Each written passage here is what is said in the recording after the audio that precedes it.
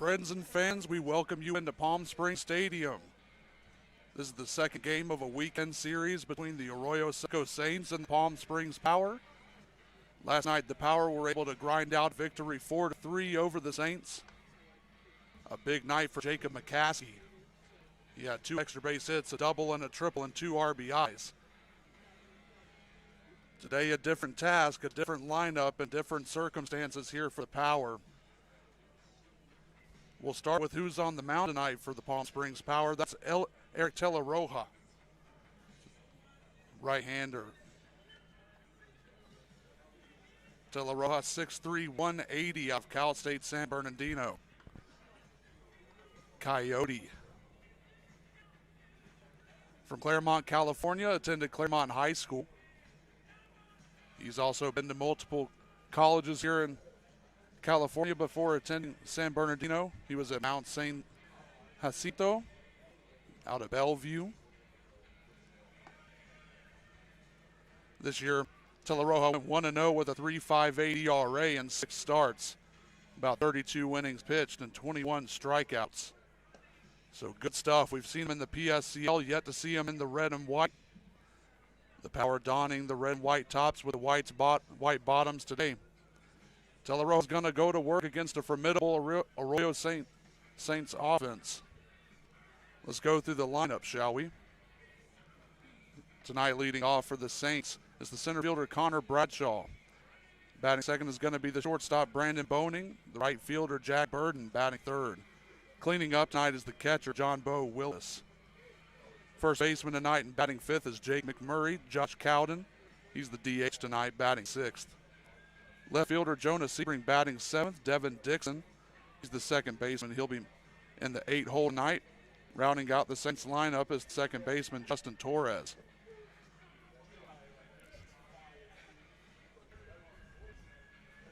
It is a beautiful night here in Palm Springs on Pride Night here at the stadium. Got a great home crowd ready to see the Power take on the Saints one more time here this weekend and see if they can get a 2-game sweep. Here comes the throw down, and we're almost ready to play here in Palm Springs. I'm Sam Walters here on the call. My partner, Steve Granado, best of luck to him right now, calling the championship high school game right now over in Orange County.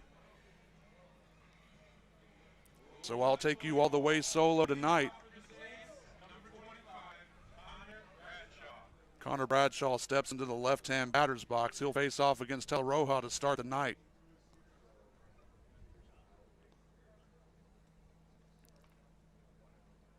Arroyo Seco Saints in their navy blue jerseys with the gold trim. Righty versus lefty. Here's the first pitch of the game. It's bunted towards the pitcher. Roja makes a nice play and throws it over to first. McCaskey handles that, and that'll be the first out of the first inning here. 1-3 on the putout. Let's take a second to take a glance at the gloves for the Power today. In left field is Mason Velasquez. Moving over to center, it's Brian Leaf. Josh Hernandez manning right field today. At the hot corners, Ryan Rodriguez. Casey Kleiman manning shortstop today. Deshaun Johnson's at second base, and Jacob McCaskey will play first tonight. Torrin Diffie is the backstop tonight, and he'll be catching for Eric Roja. Now working on his second batter here in the first. That's the shortstop, Brandon Boning. First pitch to Boning is down low, counts 1-0. Boning went 1 for 2 last night, had a double and a run scored. Next pitch from Roja rides into the strike zone. Counts 1-1 now to Boning. Well, out of the many positives you could take out of last night's game, the first one that was truly a grinded out contest between two teams. The Power handling the teams they played before pretty easily. That one smacked into left center. Brian Leaf chases. He'll make the catch, and that's going to retire Brandon Boning. So solid contact, but nothing doing for Brandon Boning here. Now there's 2 outs in the top of the first.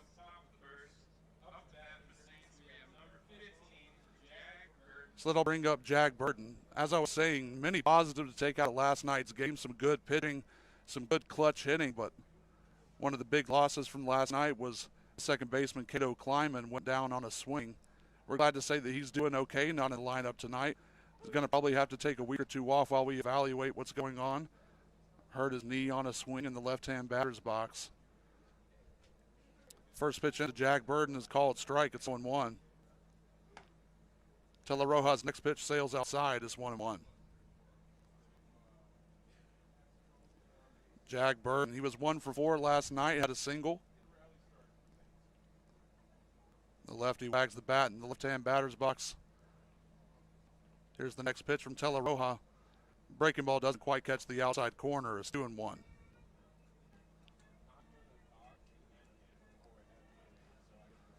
So, Cato, we're happy you're doing fine. Lots of well wishes. That one's fouled off back to the backstop. That evens the count 2-2 here to Jack Burden. 2 outs in the top of the first.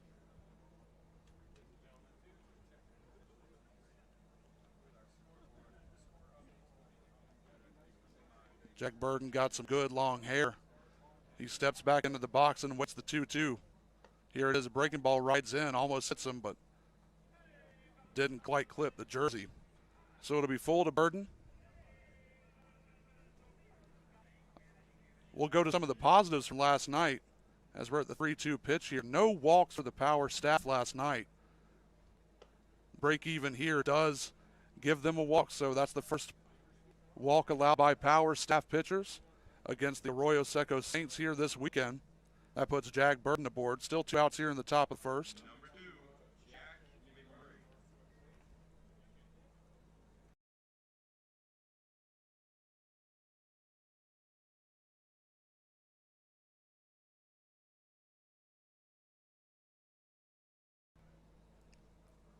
So John Bo Willis steps into the box. First pitch to Willis is outside.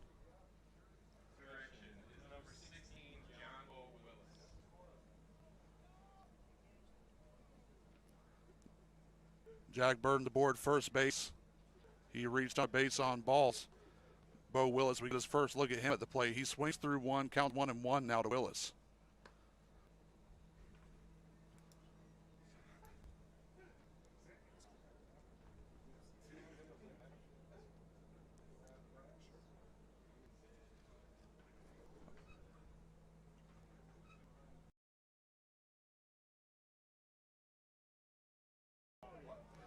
That pitch is in the dirt. They try to get the runner at second. Jack Burden going to advance. The throw hitters into center field, but no advance from Burden.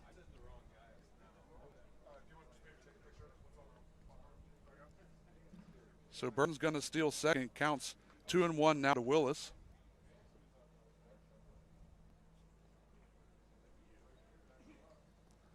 Teleroja working from the stretch. Runner on second. 2 outs here in the top of the first.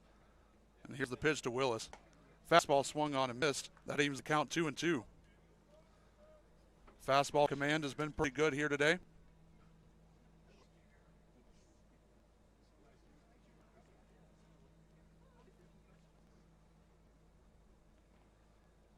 Two-tone bat behind his shoulder. Willis awaits the 2-2.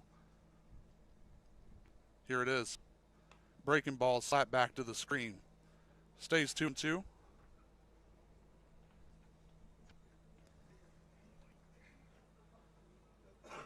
Again, it's Pride Night here at Palm Springs Stadium. Glad to see some rainbow color. A lot of t-shirts I'm seeing. You can check out our social media. We've done some special things to accommodate the night. Jack Burden at second. Here's the pitch. Fastball rides high and tight. So that'll be another full count here for Teleroja. The last one he gave up a base on balls to Jack Burden. Let's see what he's able to come up with to face off against Bo Willis.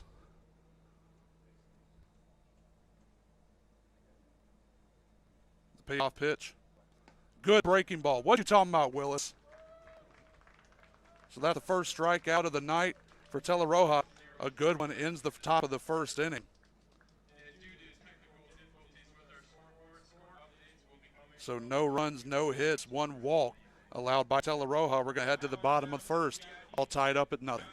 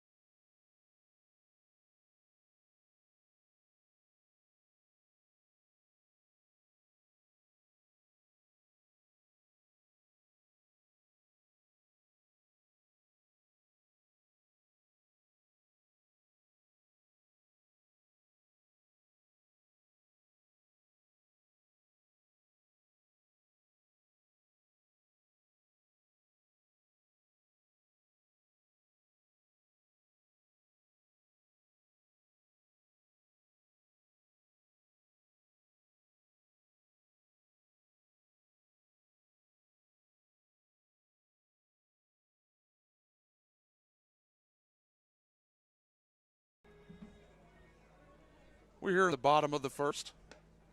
Let's take a look at this power lineup for tonight. So Cato climbing down with the injury. Josh Hernandez is going to take his spot in the leadoff. He's playing right field, batting first tonight.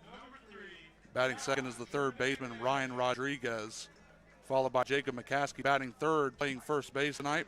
Justin Mazzone, DH tonight.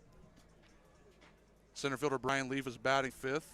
Casey Kleiman, the shortstop, batting sixth. Velasquez in left field, batting seventh. First pitch to Josh Hernandez is fouled off back to the screen. Counts 0-1. Rounding out the lineup, second baseman Deshaun Johnson is going to be batting eighth. Torrin Diffie, the catcher, is batting ninth. The 0-1 pitch to Josh Hernandez is fouled down the third baseline and out of play. So he's quickly down 0-2. The power lineup tonight is going to be faced by Tristan Garnett of the Saints, big lefty. Working out of the windup, his next pitch to Hernandez is swung on and missed. First strikeout of the night here for Garnett. So one out now here in the bottom of the first. That'll bring up the third baseman, Ryan Rodriguez. One out in the bottom of the first. Next up, batting for the power, number 26, Ryan Rodriguez.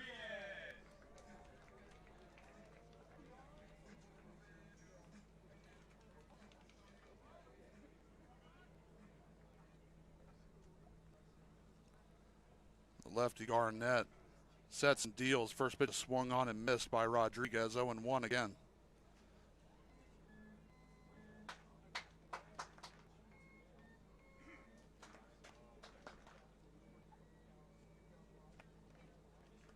Rodriguez out of Southern Illinois University. That one is grounded to third base.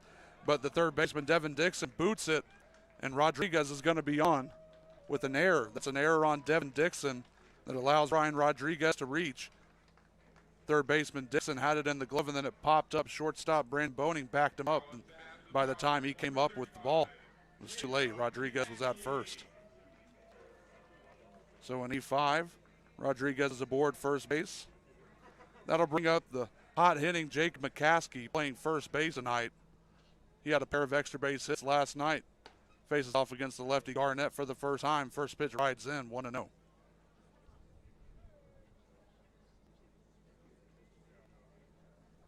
McCaskey out of Cal Penn. Next pitch from Garnett is offered out, and it's going to be a called strike. So 1-1 to McCaskey. Well, McCaskey's been on the power roster since day one. Lefty pickoff doesn't quite get Rodriguez at first. Again, McCaskey's been on the power roster since day one, but he had his first at-bats and start last night. Made the most of it, went 2 for 4 with 2 RBIs. That one shot past Devin Dixon at third base. So now 2 costly mistakes on the infield. That's going to be a base hit. It was a rocket at Dixon, but 2 runners are aboard.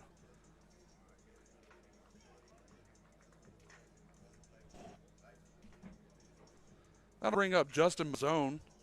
He's DHing tonight, cleaning up. Now batting for the power, number 44, Justin Mazzone. Mazzone also a catcher. He'll swing it from the left side against the lefty, Garnett. Runners at first and second. One out here in the bottom of the first. We're tied at 0-0. First pitch right high, 1-0.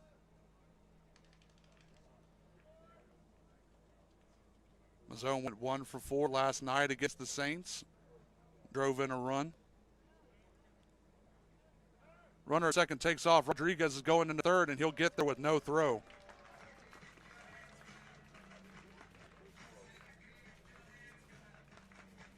Rodriguez got a good jump, so good he didn't even have to slide into third base. So now it's a 2-0 count to Mazzone. Lefty-lefty matchup, runners on the corners. The pitch by Garnett swung on and missed. 2-1.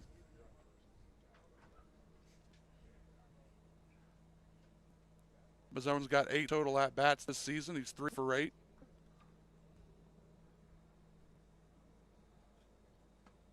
He waits on a breaking ball. Didn't quite catch the zone, it looks like. Now I believe it's 3-1 to Mazzone. Home plate umpire shook his head, said it did not quite catch. That's a called strike on the outside corner.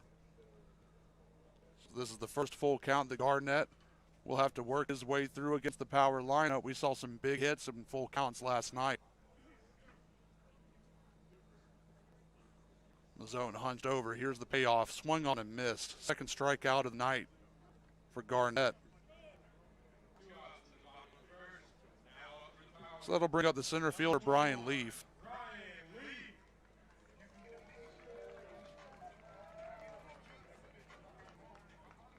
Leaf out of University of the Cumberlands. He is a full-time power player. They would like for his bat to take off here this season. First pitch from Garnett is swung on and missed.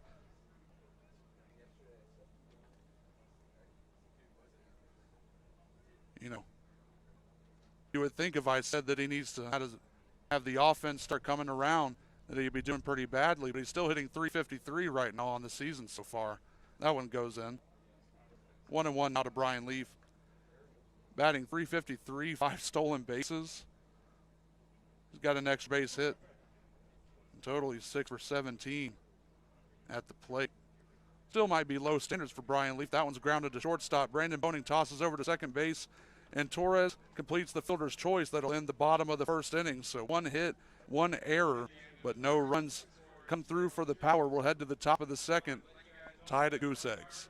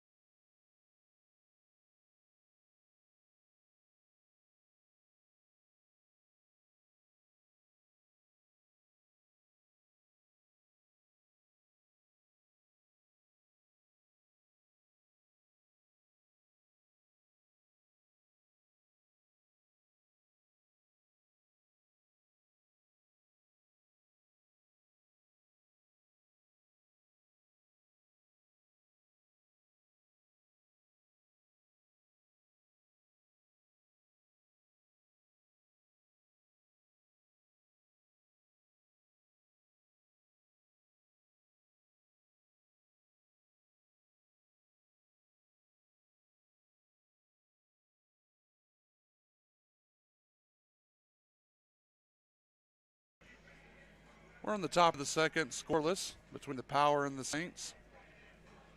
Eric Teleroja on the mound for a second inning of work versus the Saints lineup. He'll face 5, 6, and 7.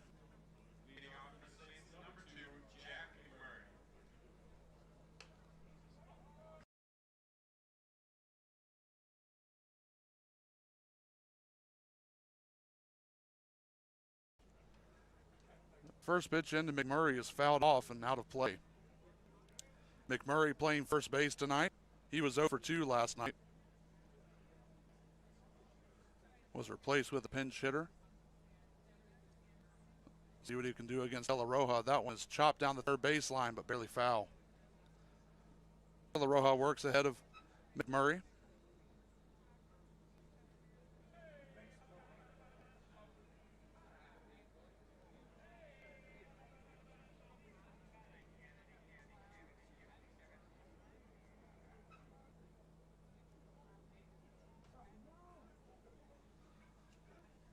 Murray steps back into the box. Teleroja takes a breath on the mound, and here's the 0-2. Good breaking ball, pulled the string. That's another strikeout here for Eric Teleroja, his second on the night.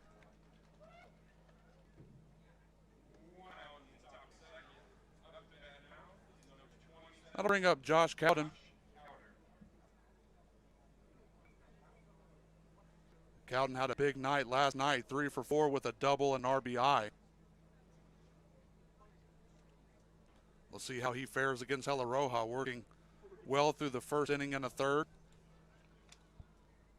That one is skied Back into the outfield grass goes the second baseman, Deshaun Johnson. He waves off everyone else, and he'll be there to make the play. A quick 2 outs, 4 pitches for Teleroja.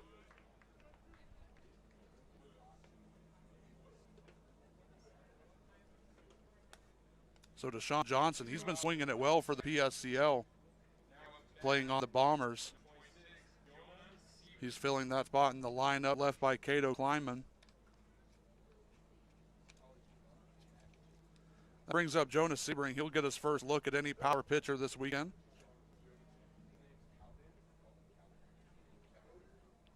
First pitch. That's a called strike, fastball down the middle.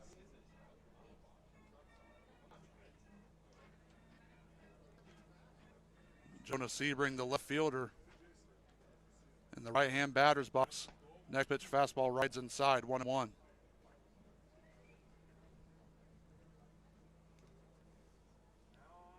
It is a gorgeous night here in Palm Springs and a great crowd here to see it. Mountains in the distance illuminated by the sunset. Breaking ball nearly catches the inside corner, but will go off to the wayside. It's 2-1 to Sebring.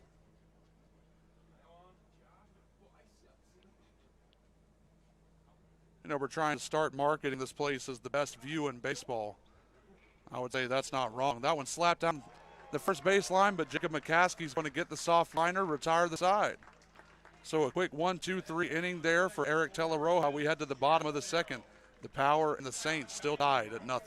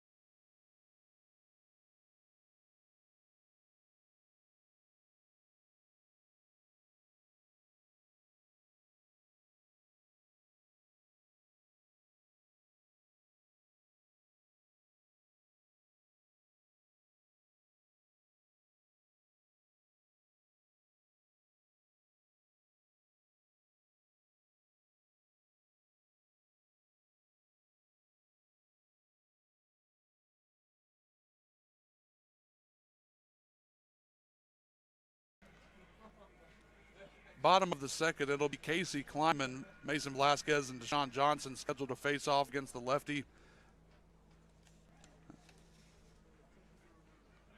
Tristan Garnett worked through the first, was able to make it past an error by his third baseman and gave up a base hit and straight runners on the corners. So Casey Kleinman digs in. He's playing shortstop tonight. First pitch to hit, fastball catches the outside corner. It's 0-1.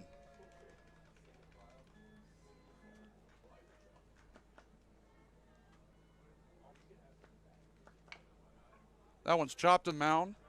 Garnett handles it. He made the underhand throw to the first baseman, McMurray, to retire Casey Kleinman. So the 1-3 put out brings up Mason Velasquez, the left fielder. Mason Velasquez out of Norfolk State University. Sparty, 6'3", 225. Manning the left corner of the outfield today.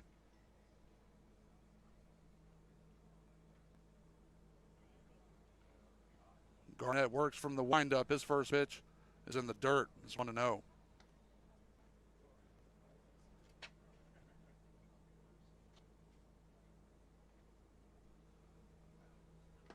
Next pitch is swung on and missed, 1-1. Velasquez hitting .500 with the Power so far in this early season. He's 2 for 4. He has 3 runs scored. Big guy making it around the base paths. Next pitch is offered at. That's going to be another called strike here. Velasquez behind 1-2.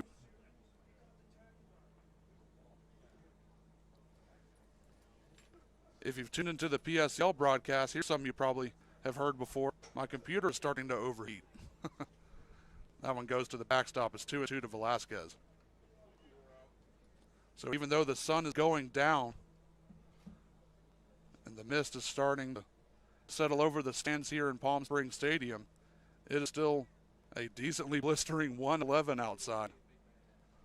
But now starts the process of cooling down for the night here in Palm Springs, California. Breaking ball.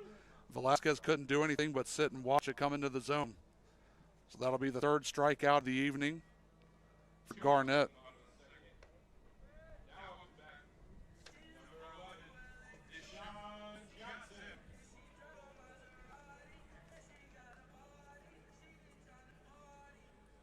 That brings up Deshaun Johnson playing second base tonight.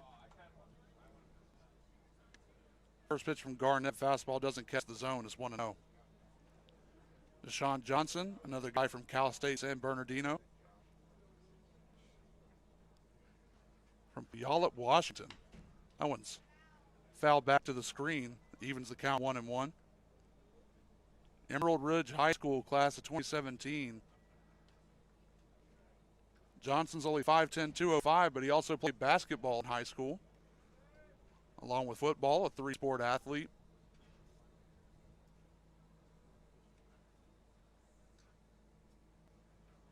He waggles the bat from the right-hand side. Next pitch, changeup, doesn't break into the zone. 2-1 now to Johnson. Well, Johnson didn't get to play in 2021. There were no athletics at Cal State San Bernardino this year, but he had a .279 batting average in 22 games in 2020. That one's in there. Evens the count 2-2.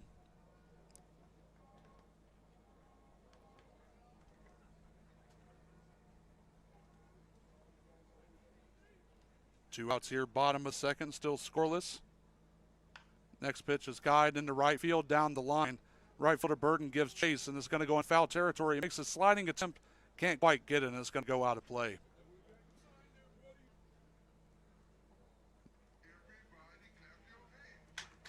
Burton had a good beat on that one, just missed the outstretched glove. So we'll do it again. It's still 2-2 count. I'd like to thank you for joining us for the broadcast tonight. Again, Sam Walters here on the call. I'll take you the whole way tonight.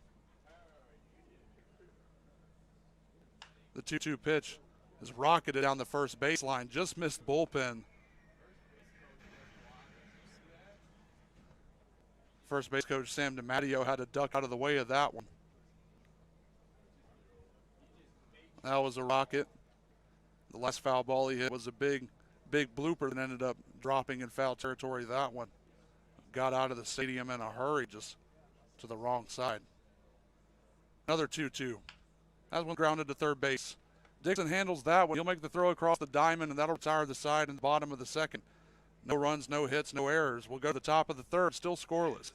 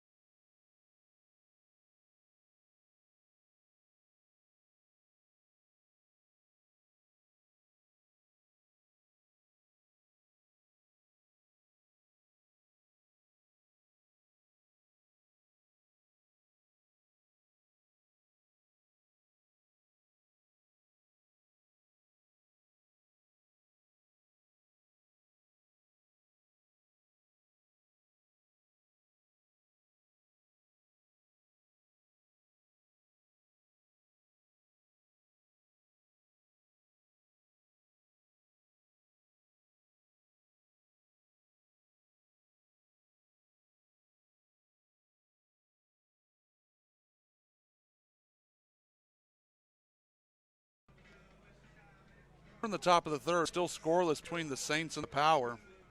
Eric Teleroja's going to return to the mound to make do with this lineup that the Saints have put up.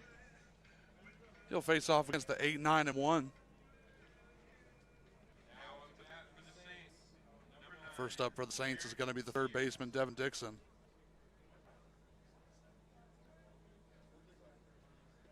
Dixon steps into the right-hand batter's box. De La Roja moves his glove from his face and works from the windup. Here's the first pitch of the third inning. Swing on and missed. Good off speed. I would argue that's De La Roja's best pitch, at least the one he has working the best today, that changeup. We'll see if he follows it here with the cheddar. It was the fastball, but that one misses the zone. It's 1-1. Crowd still filing in here in the third inning.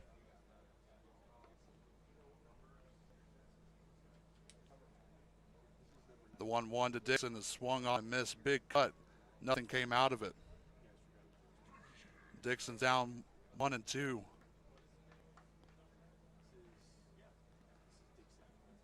Dixon rocking high socks. He has a guard on his left shin. And he's waiting on the 1-2 pitch. That one, he hangs a breaking ball, but it's skied down the left field line, foul and out of play.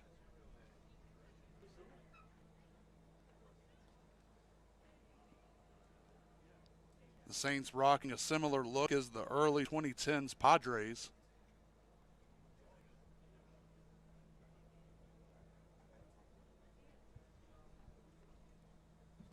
The blue and tan. Breaking ball misses the zone. It's 2-2.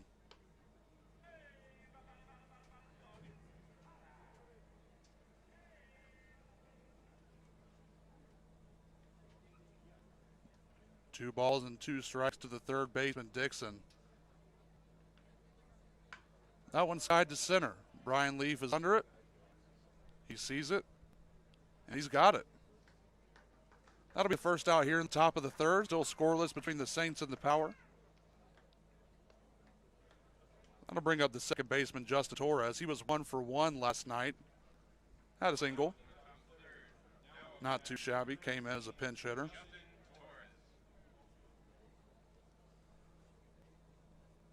Well, De La Roja hasn't had much trouble here in the last 2 1/3. At a first pitch fastball strike to Torres. I talked to manager Casey Dill earlier. He said this might be a staff night, but the way De La Roja's working, they might not ever get the chance. We'll see how long the leash is here. The fastball sails out of the zone. It's 1-1. Torres, a lefty. He digs into the left-hand batter's box.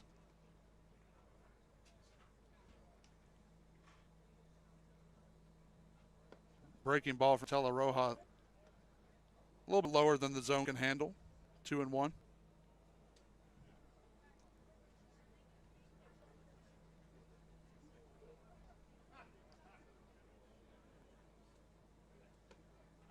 Two-one fastball sails high.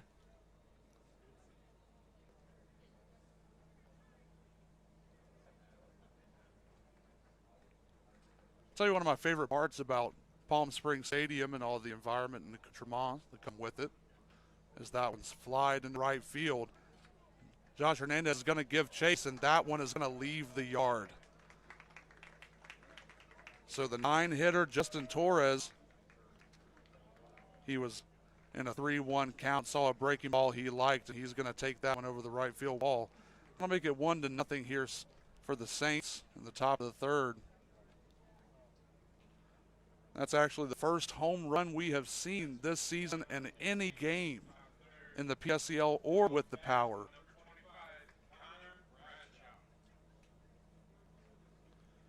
So the solo home run kills the scoreless tie. Connor Bradshaw digs in. He fouls that one out of play.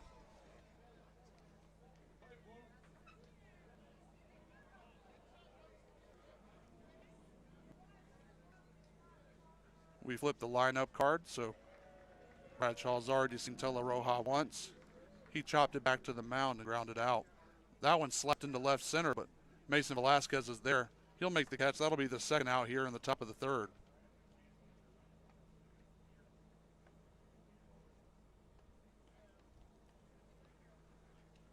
Man, that's the first time we've seen a ball carry here at Palm Springs Stadium. You know, earlier in the Bombers and Grizzly game, we saw Brandon Brown hit a ground rule double. It bounced off the warning track and over that wall. I would say it's at least 10 to 12 feet tall.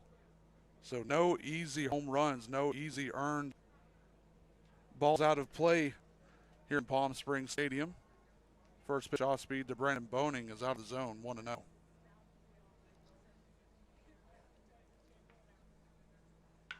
That one skied to left field. Velasquez giving chase. Oh, he can't quite track and it's going to drop. So Brandon Boning reaches second. He's going to reach. That'll be a double. Velasquez couldn't quite track that one. Wind might have been playing tricks on him. So that'll be a two-base hit for Brandon Boning. 2 outs here in the top of the third.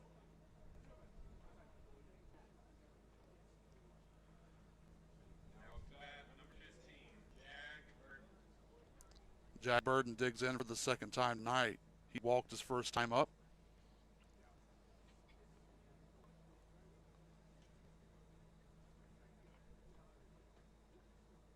First pitch fastball foul back to the screen. It's 0-1 to Burden. Hasn't been too much of a burden to the Power so far in 2 games. He's reached base twice, no runs scored. He's made to second base today, nothing doing. Now he's back in the top of first. Next pitch is in the dirt, and Boning is going to make it into third. So he takes a bag on the wild pitch.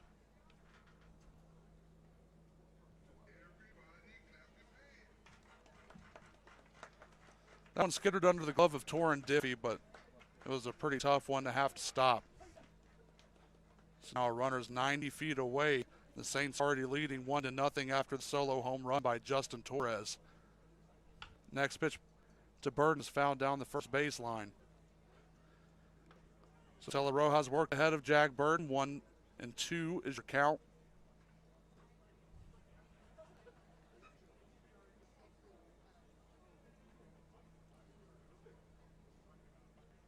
A couple of the louder extra base hits we've seen from a visiting team in Palm Springs Stadium here by Justin Torres and Brandon Boning. The 1-2 is skied. That's going to be playable for the third baseman Rodriguez. He's under it, and he'll make the catch. So that'll retire the side, but not before Justin Torres kind of spoils the mood here. We're heading to the bottom of the third. After the home run, the Saints lead 1-0.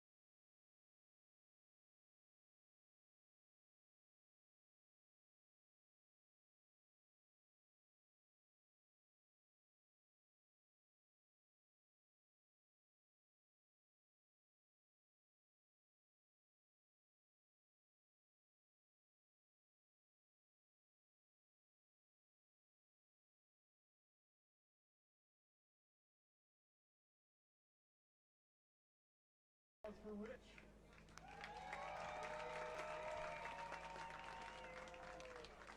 Now, give a round of applause for Sesser.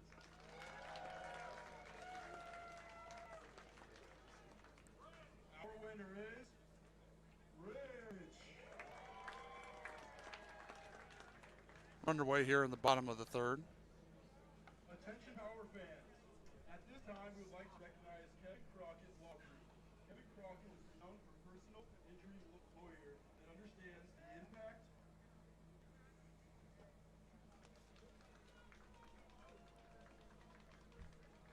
Next pitch to Torrin Diffie's in the dirt.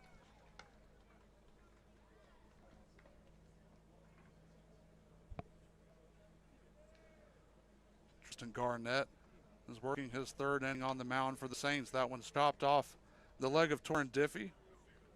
Looks like he's okay. That one made it into the field of play. Diffie in the left-hand batter's box, facing off against the left-hander Garnett. He's had 2 solid innings of work, faced 8 batters. And that's a call, strike 3 against Torrin Diffie. So Diffie's going to return to the dugout. We flip the lineup card up to Josh Hernandez. That was the 4th strikeout on the night for Tristan Garnett, and the first out here in the bottom of the 3rd. The Saints are leading the power 1-0 off the power of the bat for Justin Torres. Has been no Saint to the lineup tonight. First pitch to Josh Hernandez is in there for a called strike.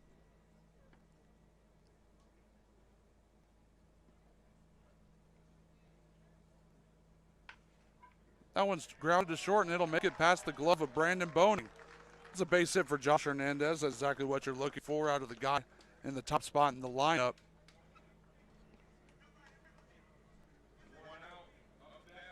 So he'll reach on the base hit. Ryan Rodriguez is up bat now. His first time up. He sent a grounder to third, but Devin Dixon couldn't handle it, got under his glove, and Ryan Rodriguez ended up making it all the way to third before being stranded in the bottom of the 1st. He'll have a runner on for himself this time. Let's see what he does against Tristan Garnett. That pitch is in the dirt. Counts 1-0 to Rodriguez.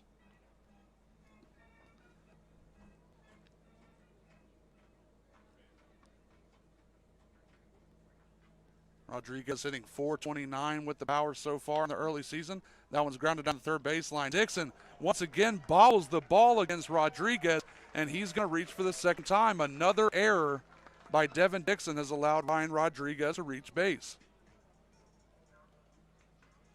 The woes continue defensively at the hot corner for the Saints.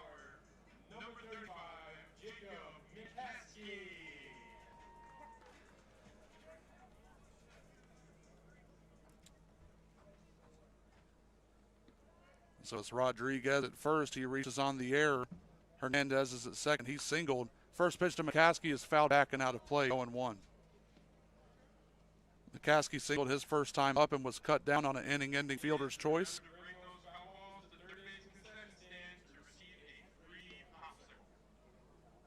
Glad to have some kids out here in the crowd tonight chasing for popsicles. Any foul ball that goes out of play. That one's laced into right center. Jack Burton gives chase. He'll be under it, but at second base, Josh Hernandez is going to tag and make it around to third. The throw finally comes in. Hernandez sneaks off the third base bag. Ron Rodriguez is taking off to second, and he'll make it in there safely. That ball got away from the second baseman, Torres, and skittered into the infield. No one was able to pick it up before Ryan Rodriguez made it all the way to second base. So Hernandez tags on the fly out by Jacob McCaskey. There's 2 outs here in the bottom of the 3rd. That brings up the DH, Justin Mazzone.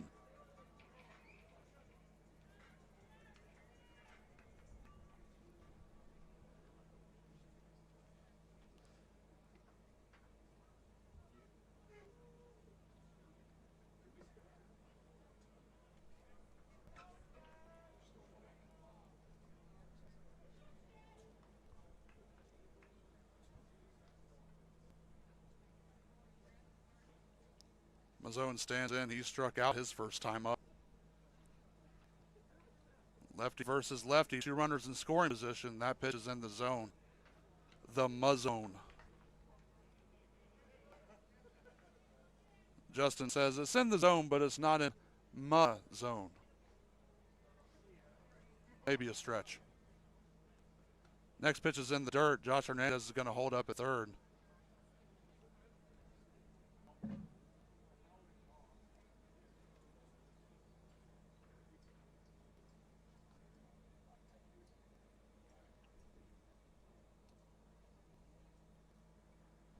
Two runners in scoring position, 2 outs. Mazzone up to bat. That one's outside 2.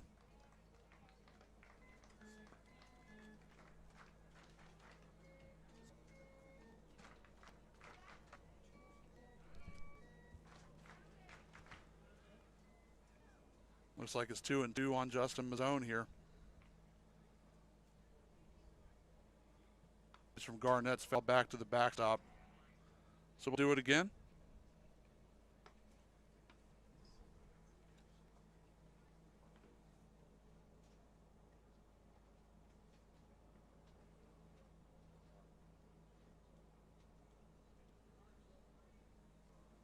Garnett sets at the hip. Here comes the 2-2. It's swung on and missed. So that'll retire the side. Once again, the Power leave 2 runners in scoring position. We're going to head to the top of the 4th. The Saints are leading 1-0.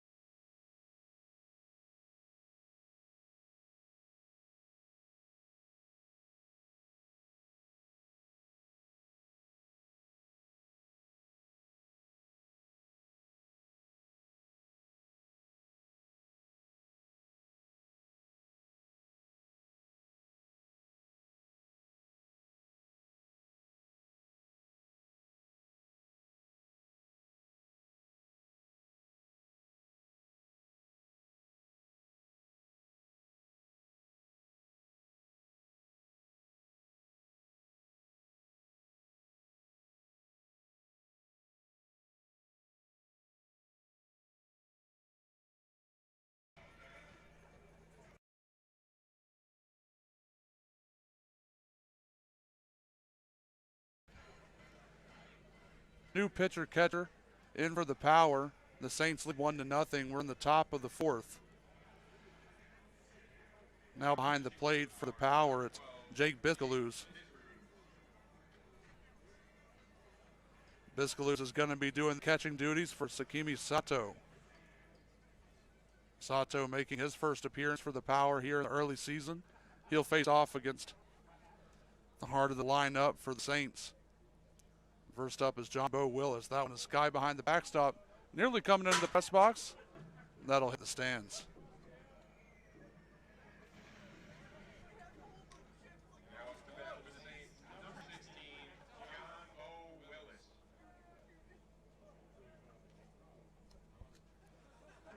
Next is from Sato. Off speed is chopped into right field.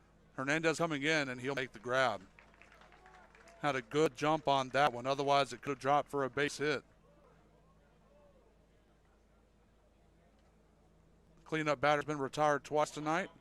One out now on the top of the 4th, and now it's Jake McMurray.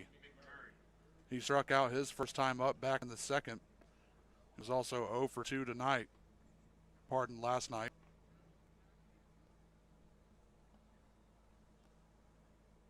Here's the first pitch from Sato.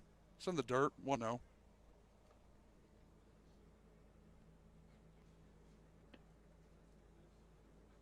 Sato from Riverside Community College. Right-hander, 5'11", 170. He's got nasty breaking stuff. That's a 2-seamer in there for a called strike. 1-1 now to McMurray. Sato attended La Quinta High School. Graduated in 2020. Breaking ball doesn't catch the zone. 2-1 now to McMurray. The Saints are leading 1-0 on the power of Justin Torres. A solo home run back in the 3rd. Broke the scoreless tie. That one's laced down the first baseline, but that's going to be out of play.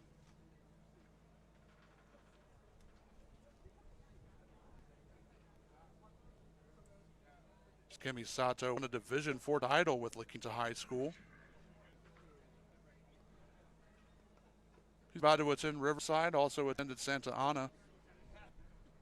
His next pitch is fought off, fouled deep down the right field line, but out of play.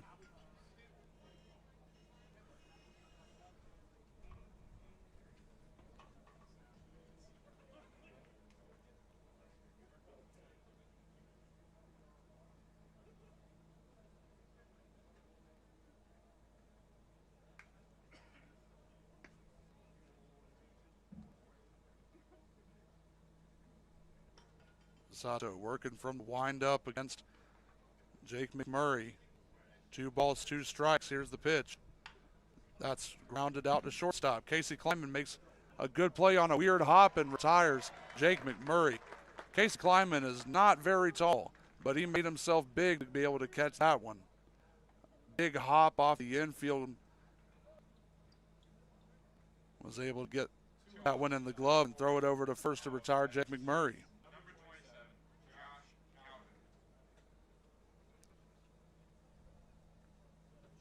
So Josh Cowden steps in. Lefty popped out the second baseman last time up. First pitch is grounded to second base again. Sean Johnson makes a fantastic sliding play. He throws to first, and it is in time.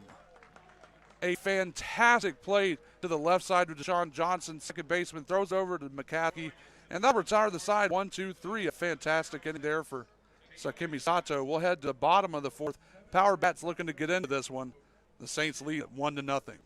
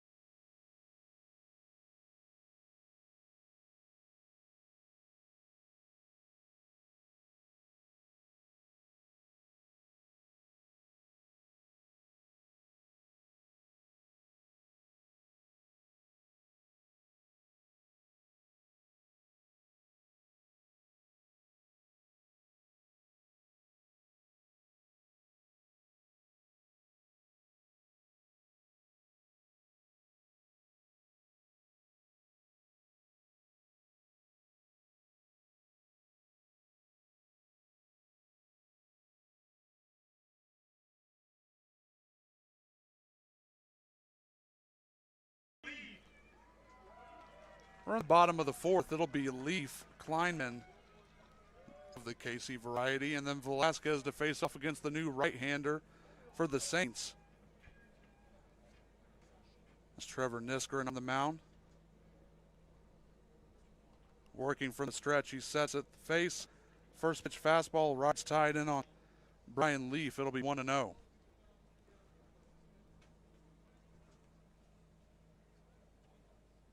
Brian grounded into a fielder's choice to end the first inning. Next pitch fastball sails high. It's 2-0.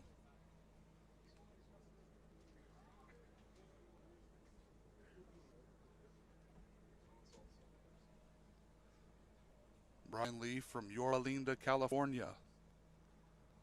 2-0 pitch. They're going to offer up to first base. They say that he went around That was a fastball that rode high and tight, and the bat came around just a little bit, and apparently just enough. So 2-1 now on Leaf.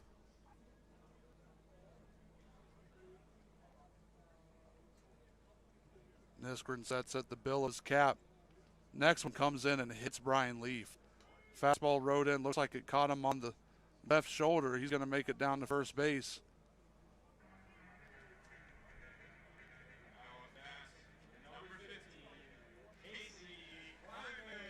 The first hit by pitch by either team here tonight. This time it works in favor of the Palm Springs Power. Leaf is on first base, and that'll bring up the shortstop, Casey Kleinman. He grounded out to the pitcher his last time up.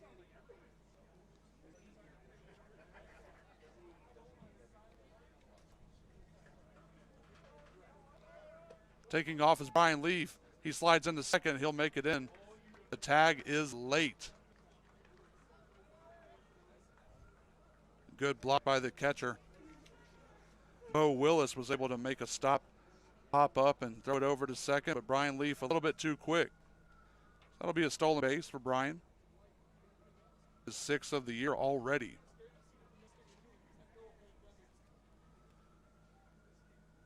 Niskren from the stretch. Casey Kleinman.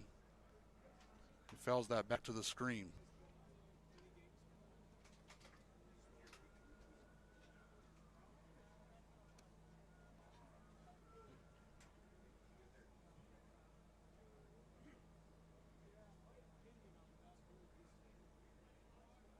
One count here to Casey Kleinman. In the right-hand batter's box, Brian Leaf is in scoring position with no outs here in the bottom of the 4th. That one is nubbed past the second baseman for a base hit. Brian Leaf had to hold up to make sure it wasn't going to be caught by the second baseman, Torres, so he'll make it to third. Casey Kleinman's in there at first base. So now there's, again, runners on the corners. This is the third opportunity that the Power have had. A runner 90 feet away from scoring. This time it'll be a lefty on righty matchup. Mason Velasquez, the big left fielder, facing off against Niskren here in the bottom of the 4th. Velasquez struck out his first time up.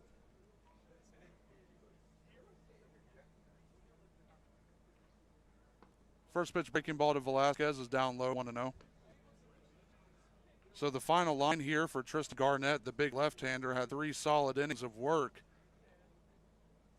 3 innings, he faced 12 batters, had 4 strikeouts, did not give up a run, couple of hits. Next pitch, Velasquez is grounded to short. That is tailor-made, but it looks like he's going to be safe at second. The throw at first is in time, and a run comes home to score. So that'll go as an RBI ground out for Mason Velasquez. The runner at second is safe. Casey Kleinman took off on that pitch, so he'll be in scoring position with 1 out.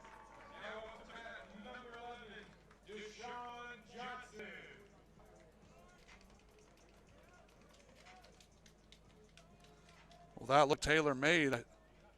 Even had the slip of the tongue for a double play, unassisted by the shortstop Boning, but Casey Kleinman, who took off on that pitch, slid in second before there was even a foot to the base. Kleinman with a huge secondary lead at second base. Niskren's first pitch to Deshaun Johnson misses. It's 1-0. So we're now tied here in the bottom of the 4th.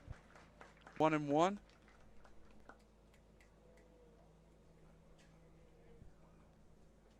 One to 1 your score. The count's 1-0 here to Deshaun Johnson. Casey Kleinman again faking the steal from second base. Nothing doing. That breaking ball misses the zone. It's 2-0 now to Deshaun Johnson.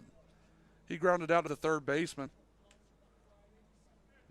Dixon at the hot corners had some trouble with the glove here tonight, but was able to retire Deshaun Johnson to end second inning.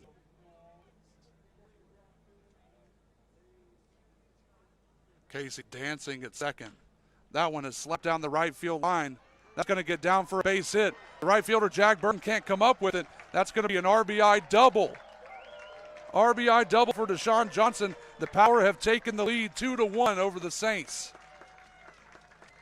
Well, that one bounced in front of Jack Burton in right field and then came to his opposite side. He overran it. So that's an extra base hit for Deshaun Johnson. Scores 1.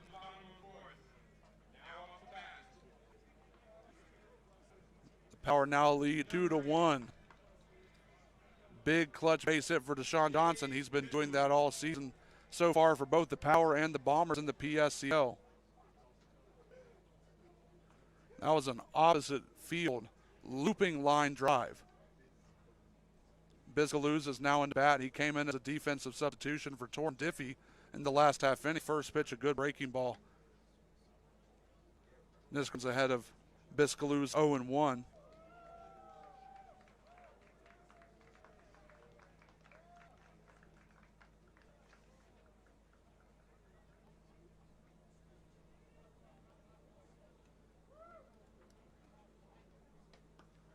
That one gets away from the catcher, Bo Willis.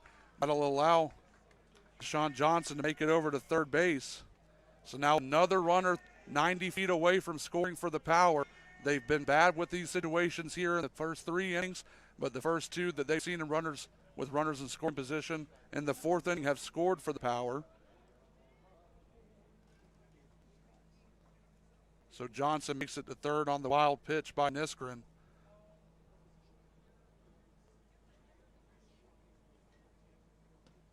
That one gets away from Bo Willis. Here comes Deshaun Johnson at the plate. He makes it standing up. The Power lead 3-1 over the Saints at the bottom of the 4th.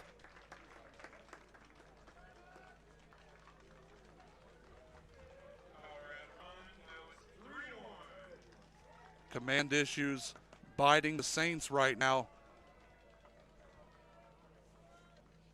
Trevor Niskren having a tough time keeping them from hitting the dirt.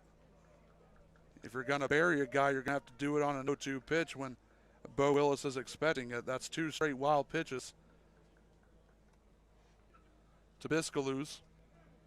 Counts 2-1 now. Catcher hangs in. The bases are cleared now.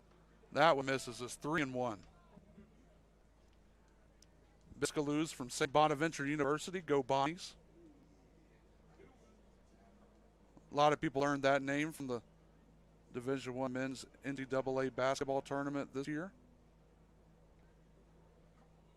That pitch is in the dirt. It's going to be a walk for Jake Biscaluz. First at bat, first time on base. So the base on balls to Biscaluz brings up Josh Hernandez, and they're going to have a meeting on the mound with Trevor Niskren.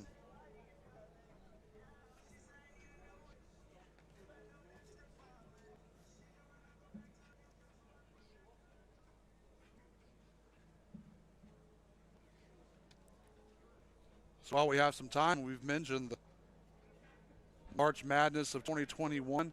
It was absolutely mad. That is quite true.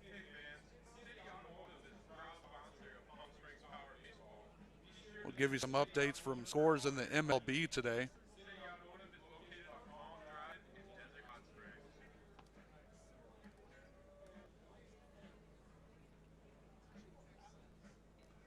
The Padres took care of the Reds today. They won 7-5.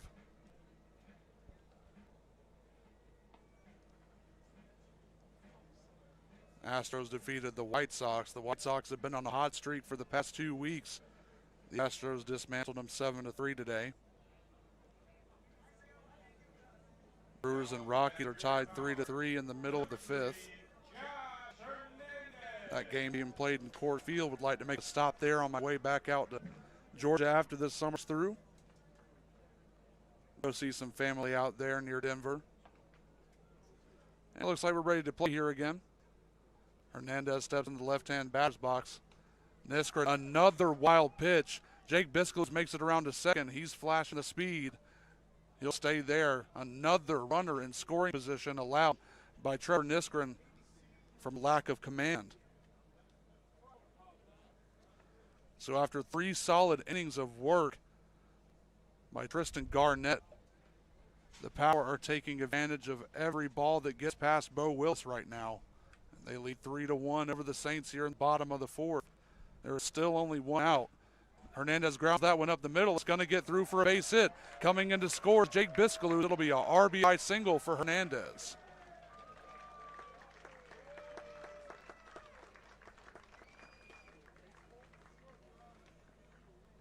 It is now 4-1. 4-1 your score here in the bottom of the 4th. The The Saints' only run coming on a lonely solo shot for Josh Torres. Excuse me, Justin Torres. And the Power have answered back in a big way. A hit by pitch and a stolen base, a single, an RBI ground out, a double, a walk, and now an RBI single have the Power leading by 3 runs here. Throw over to first. Hernandez is back in there safely. So it'll be Ryan Rodriguez facing off against Niskanen for the first time. Ryan Rodriguez has reached on 2 errors by the third baseman, his counterpart. That one's low and outside. It's 1-0 Rodriguez. So Ryan Rodriguez, like I said, has reached twice on errors. He's made the third base, made it second base, but been stranded there both times. This time he has a runner at first. Another pickoff. Hernandez in there safe at first on a slide.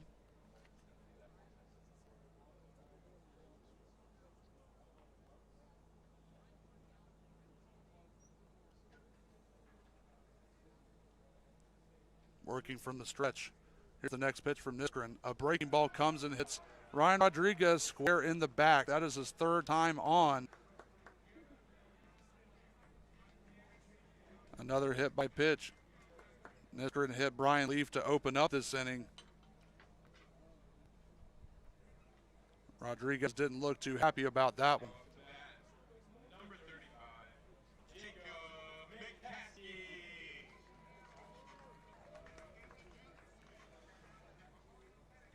I'll bring up Jacob McCaskey. He has a single, flew out to right field.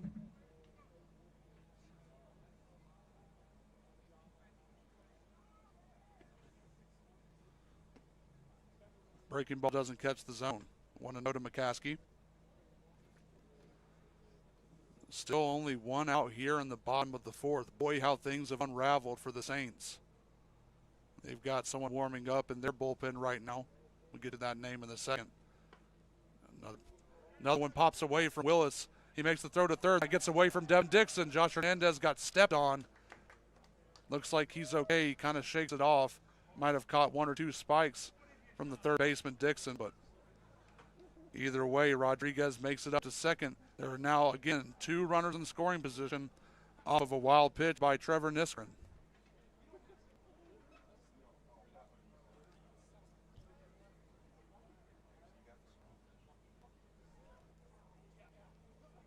Two 2-0 now to McCaskey. Big bat, 2 runners in scoring position. That's a base hit into right center field. That's going to go to the wall. McCaskey rounding first. He's thinking 3. He's going 3. 2 runs come in to score. McCaskey in there without a slide. This is a stand-up 2 RBI triple for Jacob McCaskey. What a weekend he is having, tormenting the Saints. That is the 2nd triple of the 2-game series versus the Saints for McCaskey, and that is his 4th RBI, the 3rd and 4th RBI of the series for McCaskey. The Power now leads 6-1. 6 runs here in the bottom of the 4th. That brings up the DH Justin Mazzone. Man, oh man, Trevor Niskanen.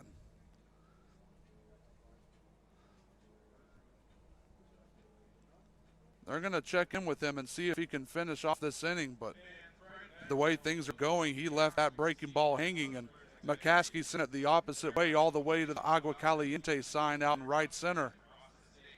So that'll be the end of the line for Niskanen. He retires 1 batter, and even that 1 out, a 6-3 putout, scored a run. So the Power have answered back in a big way, taking advantage of wild pitches, some good base running, and a few clutch hits have the Power leading 6-1. We'll be back here in the bottom of the 4th right after this.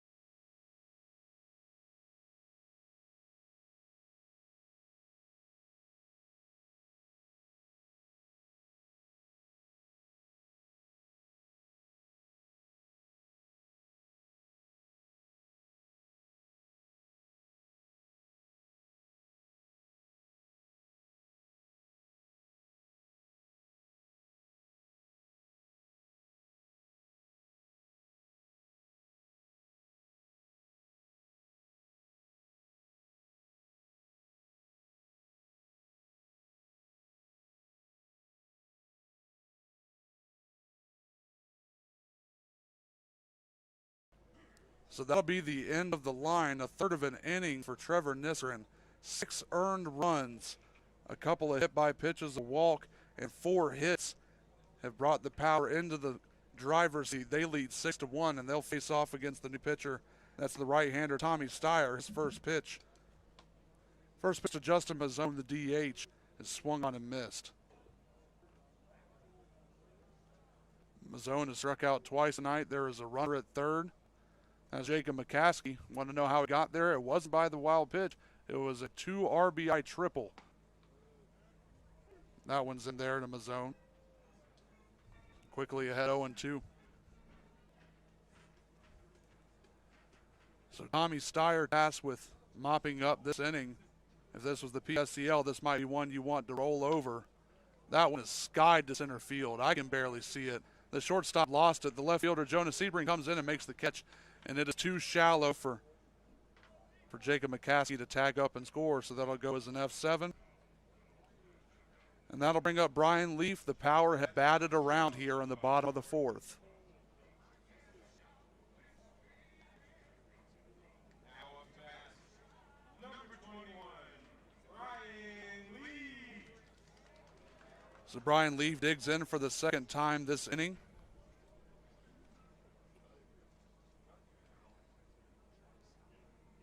I looked up at the clock when we were about to start the bottom of the 4th, and it was 8:01. Here we are more than 15 minutes later.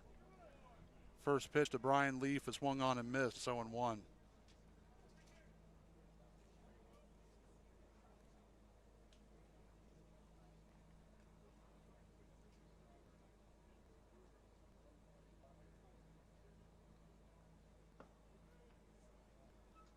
Next pitch is in the dirt. It's 1-1 to Leaf.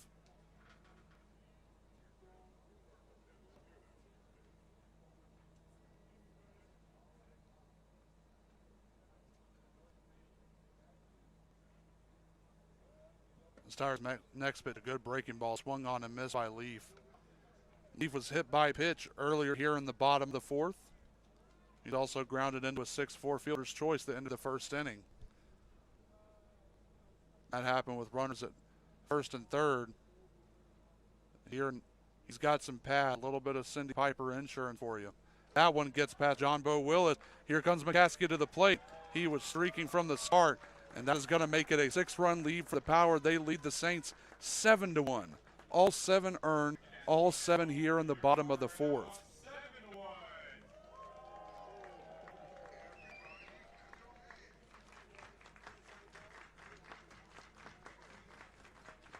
The woes of the wild pitch are coming back over and over again here in the bottom of the 4th to bite the Arroyo Seco Saints.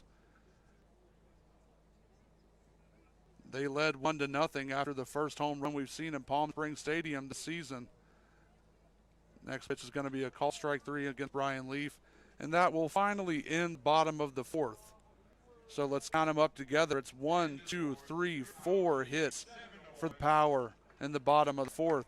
A hit by pitch, a walk, and some timely base running has the Power now leading 7-1. We head to the top of the 5th.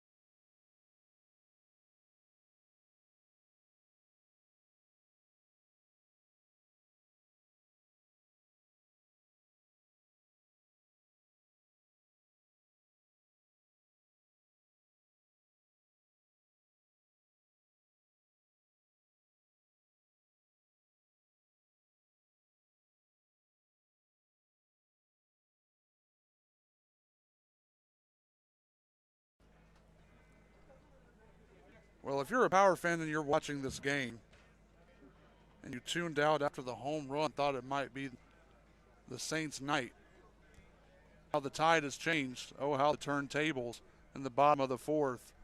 The Power come back to score 7 runs, answering the solo home run by Justin Torres. Sakimi Sato is going to come in for a second inning of work. He'll face off against Jonas Sebring, Devin Dixon, and Justin Torres. The 7-8-9, his first pitch into Jonas Sebring is a called strike at 0-1.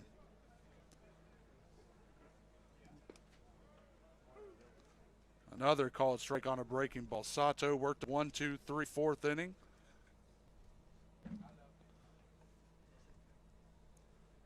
Sebring lined out to first baseman, his first time up. That's skied to right field. Josh Hernandez is streaking in to make the play. No one's going to get there. It's going to fall for a base hit. Actually, that's going to be a double. Hustling the whole way was Jonas Sebring. So that'll be a leadoff double. That one got lost in the lights and no one could quite convert to it in right field down the line.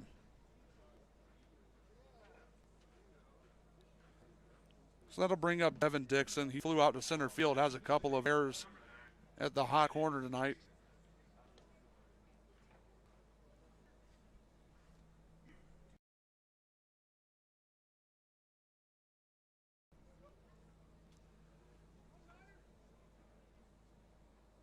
So maybe about 5 feet deeper into the outfield, Josh Hernandez might have had that big fly ball, but it ends up going as a double for Sebring.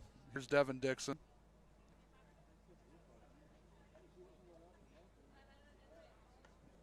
Fastball at the helmet. It's 1-0.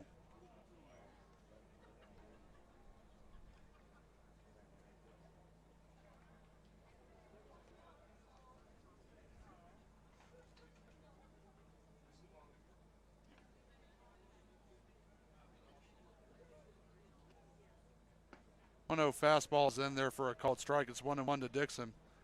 Again, it's Pride Night here at Palm Springs Stadium. Seeing a lot of multicolored merchandise, a lot of shirts, a lot of hats. And we've got a great crowd here tonight. It is a beautiful one in Palm Springs Stadium. Pitch swung on and missed. He's ahead of Sebring, 1-2.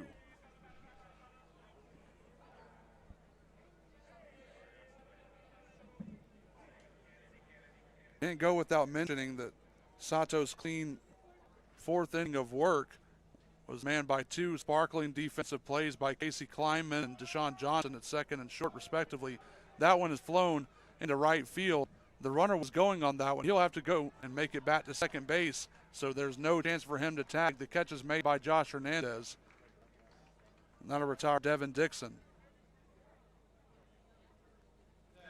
Sebring took off on that pitch and made it all the way around third before realizing that ball was going to be caught by Josh Hernandez and right. Hernandez with really good speed. Doesn't quite have the wingspan that Mason Velasquez and Brian Leaf bring to the outfield, out in center and left respectively, but runner's going again. That pitch is outside. Throw down to third is going to be not in time.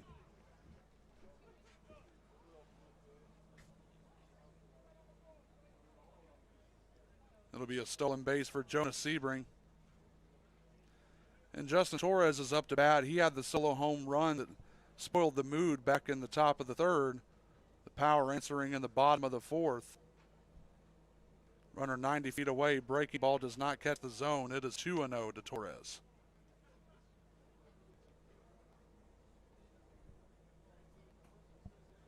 So we now see if it's going to carry, it's going to carry. The home run by Torres cleared the right field wall by about 15 to 20 feet. The 9th hitter does damage. That one gets past the backstop. Biscaluz loses it. And that's going to be another run for the Saints. So the Power now leads 7-2 on the wild pitch by Sato.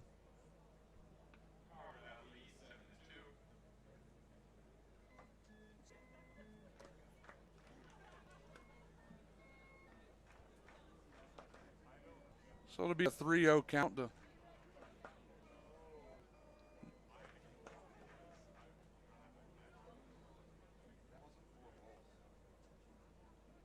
some confusion here. We had the count as 3-0 on that pitch. Did it hit him? You would think if it hit him, then it might be called a dead ball.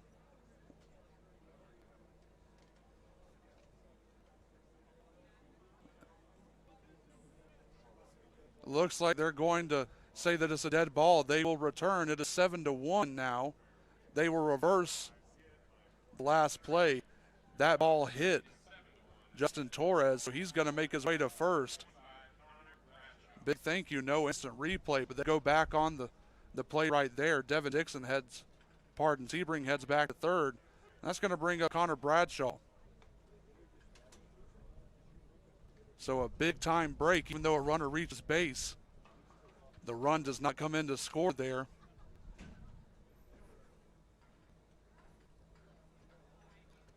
So runners at the corners with one out here in the top of the fifth. The pitch from Sato is laced down the left field line, but way out of play.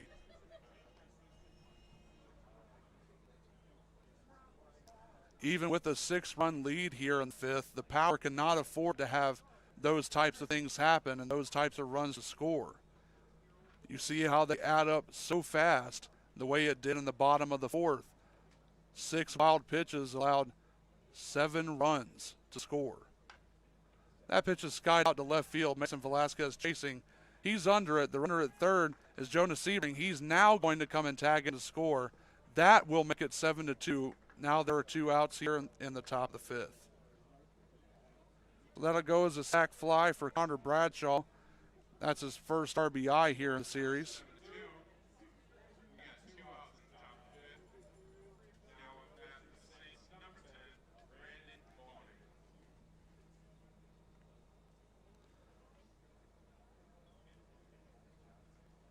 So, all in all, the run comes in to score. There's a runner at first now. So a good at bat by Connor Bradshaw, able to bring that run back home to score. A little back to the future action. I'll bring up the shortstop, Brandon Boning. He's flown out and he has a ringing double. That gets away from Biscaluz, but Justin Torres had nothing to do at first base. Probably staring at that beautiful view we've got out in left center. Palm trees lining the outfield wall, and behind that, a cascading set of mountains that whenever it cools down here, it gets really, really nice. Wind blowing left to right. Next pitch from Sato is swung on and missed. Boy, oh boy, that was about a foot off the outside part of the plate. And Brandon Boning decided, yep, looks good to me.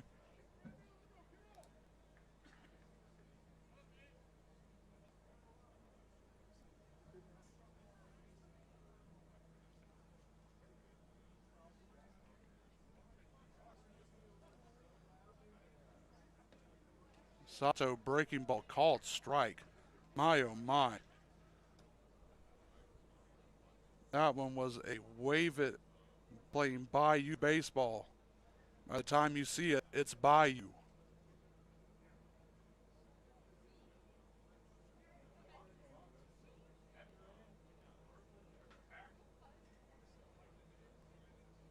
The runner at first is Justin Torres. Next pitch, Boning offered at it but didn't quite get the bat around. In clock terms, he brought it around to about a 3 o'clock. Not quite to the full 6th. Umpire might need to call him on that one. So I believe it's 2-2 now to Boning. An update from the NBA, the Milwaukee Bucks have sent the Brooklyn Nets packing. Going to be a couple of big series in the conference finals. Sato comes back around to get Brandon Boning. He strikes him out swinging. That's the first strikeout of the night for Sakimi Sato, and that will retire the side here in the top of the fifth. We head to the bottom, the Power leading 7-2.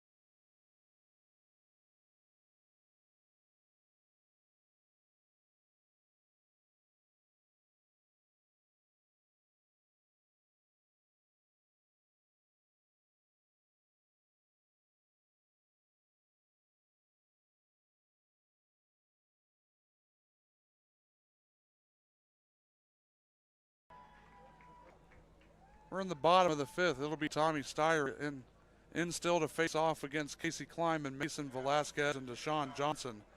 The Power leading the Arroyo Seco Saints 7-2. A 7-run bottom of the fourth flipped this game upside down.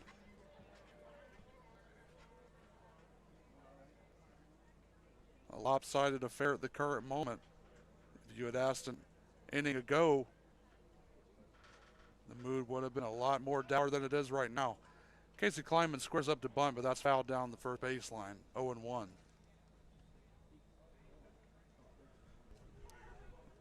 So Trevor Niskanen came in, allowed 4 hits, allowed all 7 runs that scored. All 7 of them earned runs. Breaking pitch in the dirt. It's 1-1.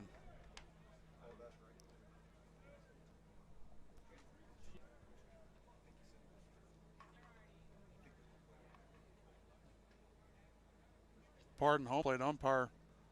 Looks like he made the call, so it's 0-2 now to Casey Kleiman. It'll be a 1-2 count now. That pitch sails out of the zone.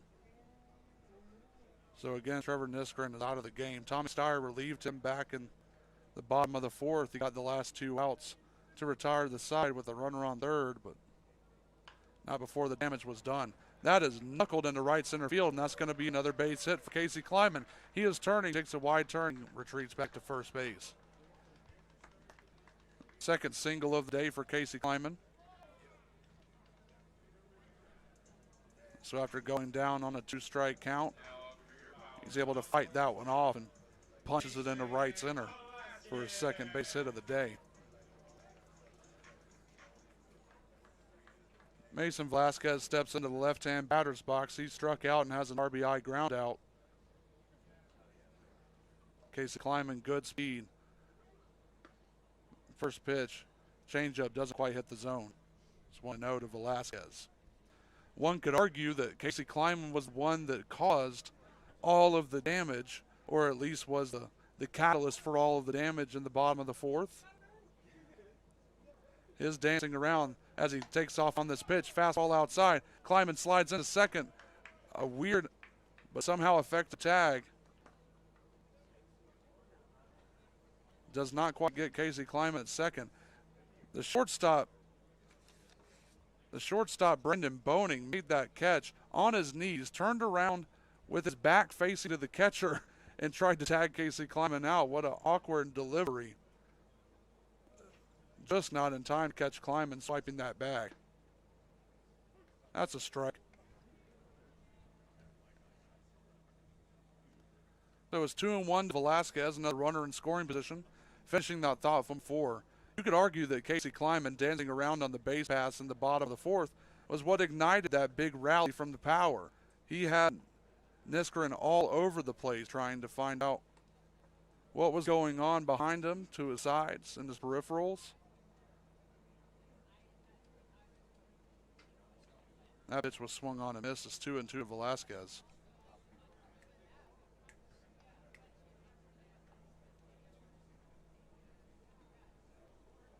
Here's the 2-2. That one chopped up the middle. The shortstop, Brandon Boning, makes the play.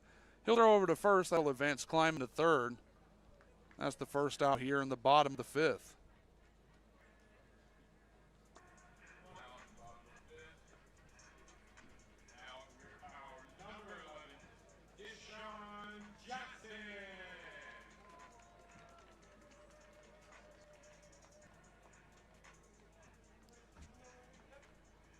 Deshaun Johnson has grounded out to third base. And then he had an RBI.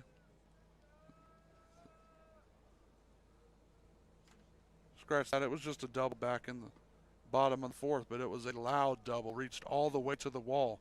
First pitch to him is in the dirt, 1-0.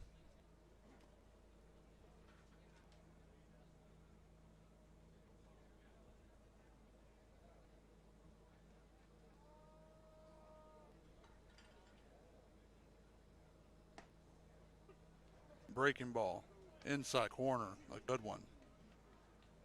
1-1, a good pitch there by Steyer. Evens up the count to Deshaun Johnson.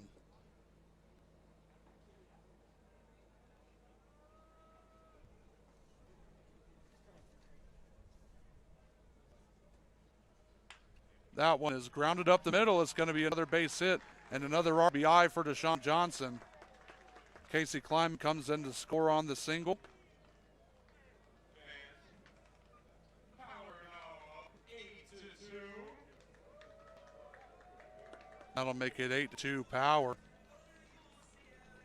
Deshaun Johnson turning in a fantastic evening, 2 for 3 with a single, a double, and 3 RBIs.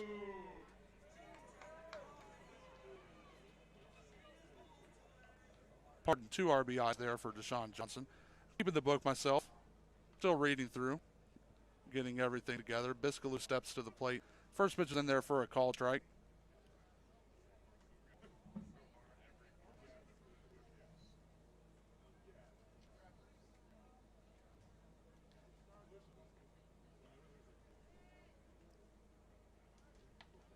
Biscalou's walked his last time up, a throw to first, nothing doing. Deshaun Johnson makes it back in. Biscalou's walked and scored his last time up. Another throw back to first. Field umpire Mike Evans says that he's safe.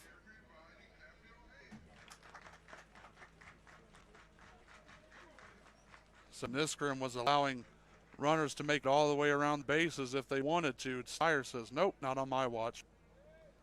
He tries to keep him in check. He's already allowed a stolen base. That's what allowed Casey Kleiman to score so early. That pitch is outside Jake Biscalou's. It's 1-1. Boy, some big gusts of winds coming into the press box almost knocked me out of my seat. Blew away my papers. Luckily, these spidey senses were tingling, caught it in midair. Another throw over to first base.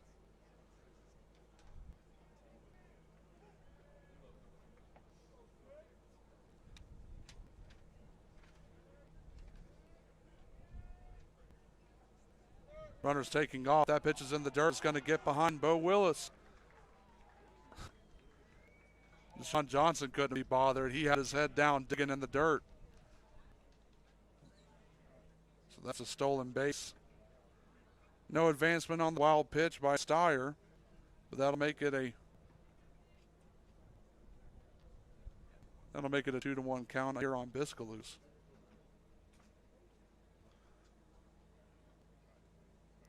Stolen back for Johnson. Good speed out at second base. Only one out here in the bottom of the fifth. Next pitch to Biscalou's inside. Pardon, he called that a strike. Just a late call from the home plate umpire, Sam Wolfson.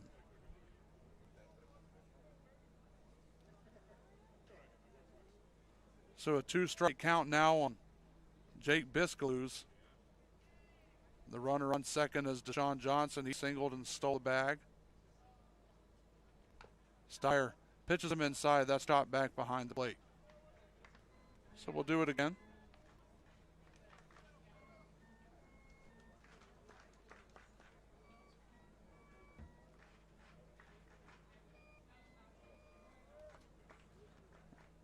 Well, it has cooled down significantly here in the valley. I mentioned it was 111 earlier. That pitch is outside to Biscalou, so he'll get on with the second walk of the day.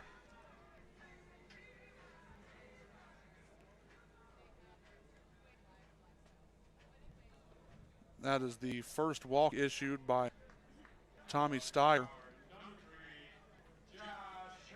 That'll bring up Josh Hernandez with 2 on and 1 out here in the bottom of the fifth. The Power leading 8-2 over the Arroyo Seco Saints. Runners are both taking off. The throw goes down to second and sails into center field. So that'll be an E2 that allows Deshaun Johnson to score. Biscalou's is chugging into third. That gets away from the third baseman, Devin Dixon. Biscalou's is going to hold up at third. But boy, oh boy, the defensive miscues and wild pitches. Fundamental baseball is sending the Arroyo Seco Saints holy prayers for a win tonight. All the way back over to Orange County. The Saint from Pasadena. So Biscalou's comes all the way around from first to third. on that error. That's an E2 on John Bo Willis. Next, Mr. Hernandez is flown out to center. That's deep enough to score a run. Biscaloo tags from third. He almost tripped, but he'll make it in standing. That's going to make it a 10-2 ball game here. Make it double digits. Your power lead 10-2.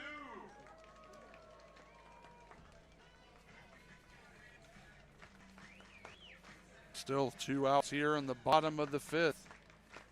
Sac fly by Hernandez makes it an 8-run lead. 10-2 lead for the Power over the Saints.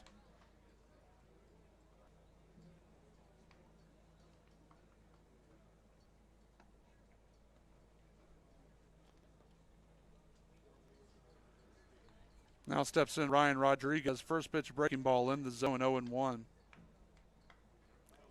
Rodriguez has reached 3 times, 2 of which on errors by the third baseman Devin Dixon and 1 on a hit by pitch. Next pitch swung on and missed. Big hack, nothing doing for Rodriguez.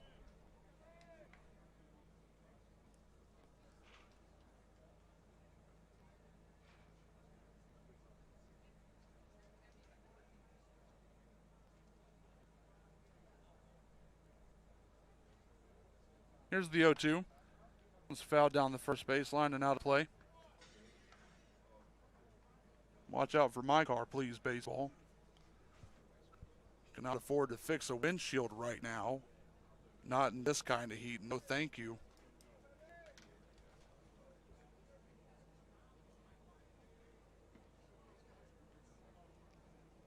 Here's another 0-2 to Rodriguez. Breaking ball froze him. That's going to be a called strike 3. But not before the Power score.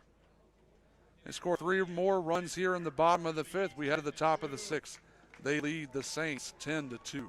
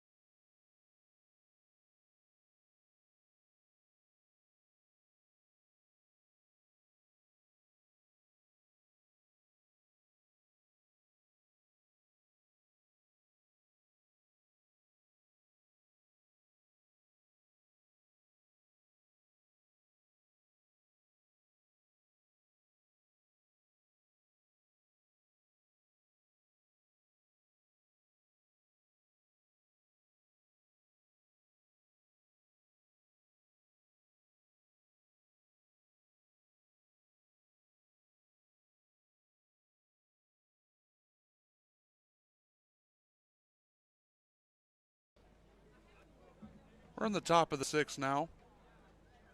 Power leading 10-2 over the Arroyo Seco Saints. New right-hander on the mound for the red and white. That's number 47, Matt Swilly. Swilly out of El Camino College, added to the roster overnight. Boy, does he have a lively arm. That one's chopped down the first baseline and foul.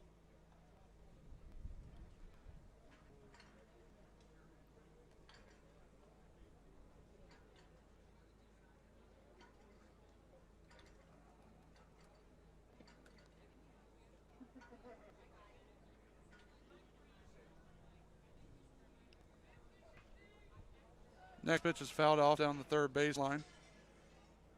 Counts 0-2.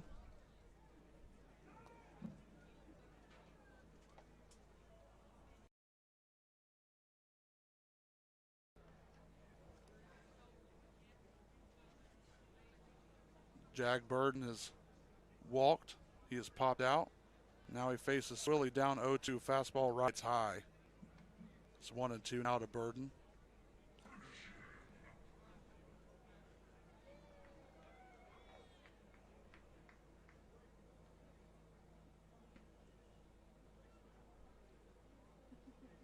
Here's the 1-2 from Swilly. That that is a disgusting breaking ball swung on and missed. So Jack Burden goes down swinging. That's the first strikeout for Swilly. One out here in the top of the sixth. And I'll bring up John Bo Willis. He's struck out and flown out to the right fielder. Power leading 10-2, a 7-run bottom of the fourth. And a 3-run bottom of the fifth. Have them in cruise control here in the last half of the sixth inning.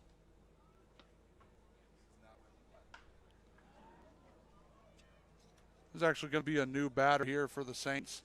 It's going to be the left-handed hitter. It's going to be Hayden Seldumridge. Swinging it from the left side against the righty Swilly.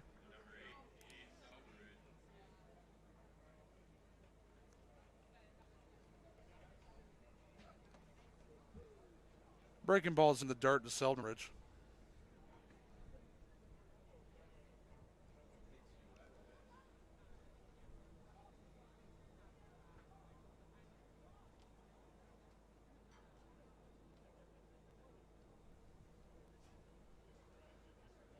He'll take a second outside of the left-hand batter's box.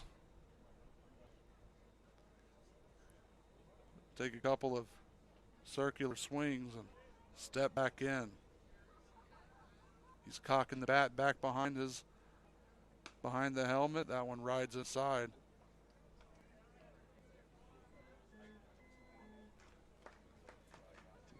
2-1 count to Seldumridge here.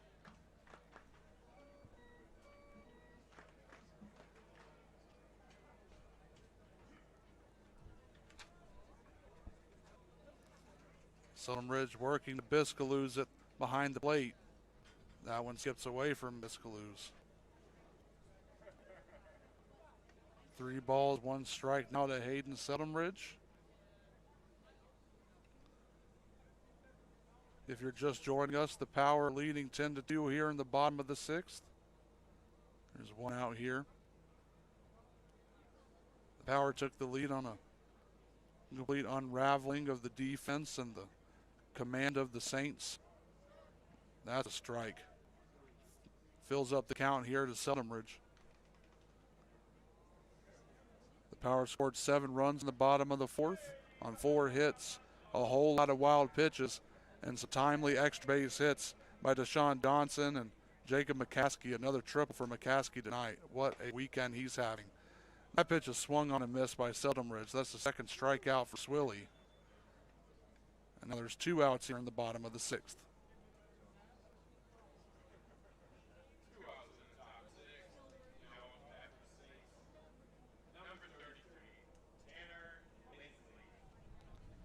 New batter is Tanner Lindsley.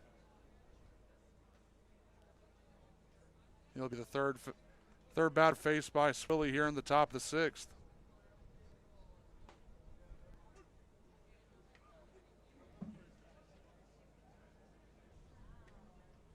First pitch is a called strike to Lindley.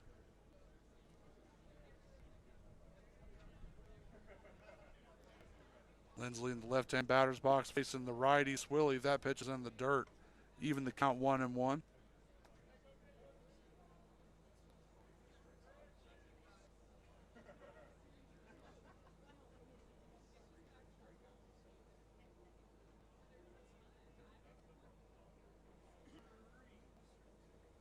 The 1-1's in the dirt. I'd like to thank you for tuning in to tonight's broadcast.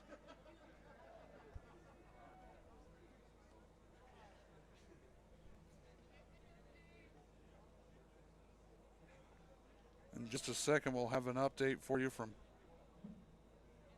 J. Sarah Baseball, being covered by my partner, Steve Granado. That pitch is swung on and missed. A disgusting breaking ball from Swilly. Evens the count at 2-2. Let's check in on J. Sarah and Steve.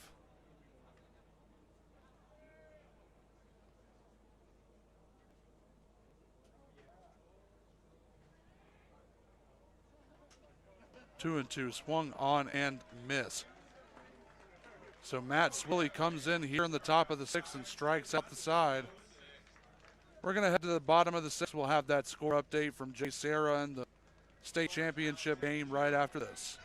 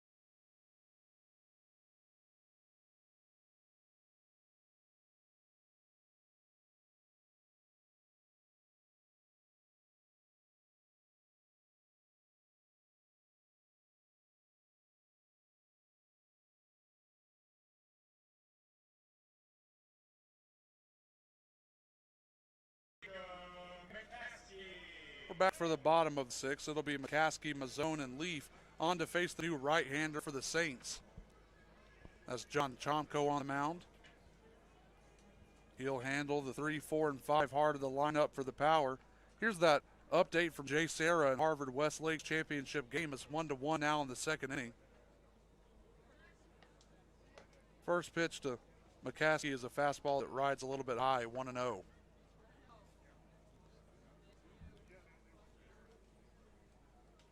My partner Steve Granado on call over there for that championship game between Jay Serra and Harvard Westlake. That one's fouled off a mile back behind home plate. That'll even count 1-1. Steve covering the Jay Serra Lions up against Harvard Westlake in the CIF championship game. Harvard Westlake you may be familiar with, the former home of Max Fried, Lucas Giolito, and many others. Big breaking ball waved on and missed by McCaskey is 1-2.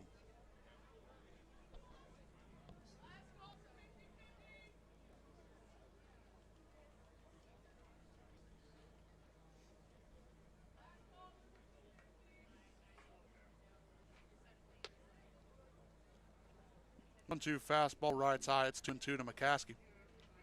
McCaskey has singled, flown out to right field, and has a 2 RBI triple.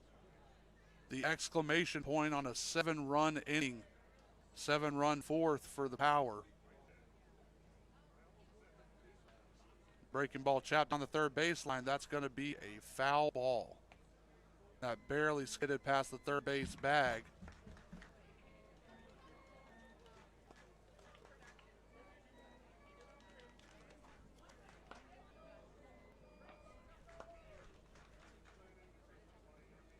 By the way, Jonas Sebring has moved from left field to third base.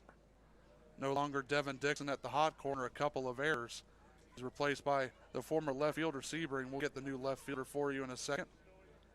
Here comes the 2-2 to McCaskey, swung on and missed. First strikeout of the night here for Chomko. That'll bring up the DH Justin Mazzone. Mazzone has struck out twice and flown out to left field. He's looking to join in on the action here. Power leading 10-2.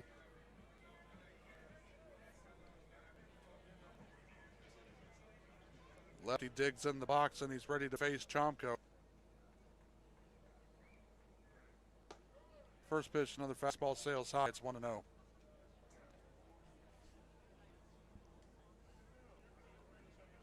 A lot of schools in California, public schools and private, wrapping up their athletic seasons and their academic calendars for the year right now in middle of June. Another fastball rides high, 2-0 to Mazzone.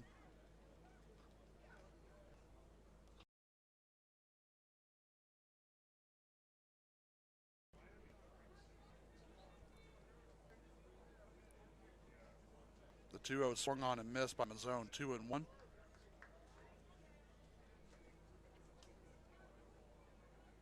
The sun has fully set here in Palm Springs, can no longer see the mountains in the distance.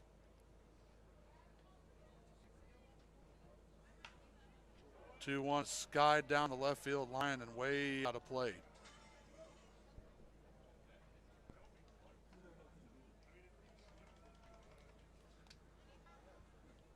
So 2 balls, 2 strikes now to Dustin Mazzone.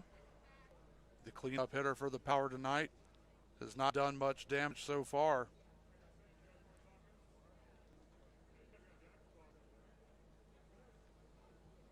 Here's the pitch. Another one fouled back to the screen. Good battle here by Mazzone.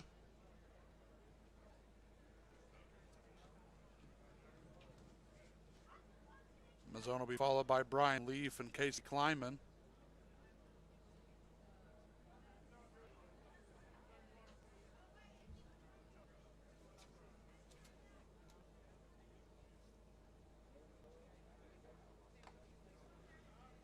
That one is foul tipped.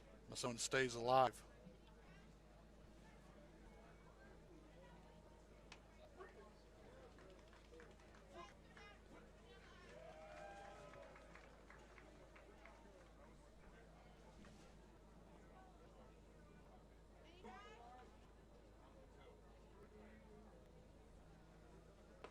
That pitch is swung on and missed by Mazzone, so he'll be retired for the second out here in the bottom of the sixth. Second straight strikeout here for John Chomko. That'll bring up the center fielder, Brian Leaf. He's been retired on a 6-4 fielder choice. He was hit by a pitch, stole a base, and scored, and then struck out looking to end the fifth inning. In the right-hand batter's box, he faces off against Noah Chomko. 2 strikes, and that ball is grounded to third. Yet another defensive error at third base, this time by the new third baseman.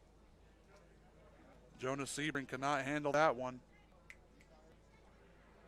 That's going to go as the third error of the night for the hot corner.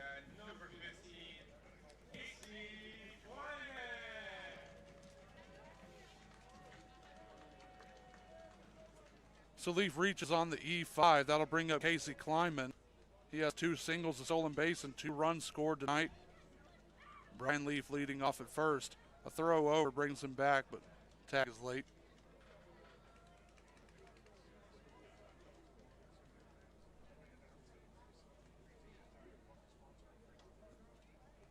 Two outs, bottom of the sixth, another throw over.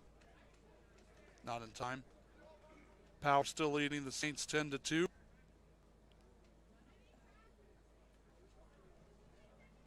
Power looking to improve to 5-0 on the season. Runners going. That ball gets away from the backstop, and Brian Leaf will have an easy stolen bag.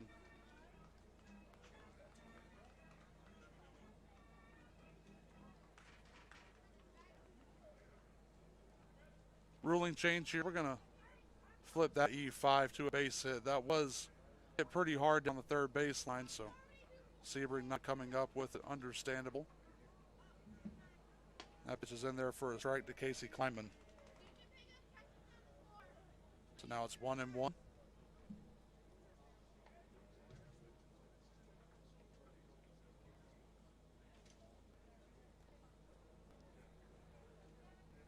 Breaking ball misses low, 2-1.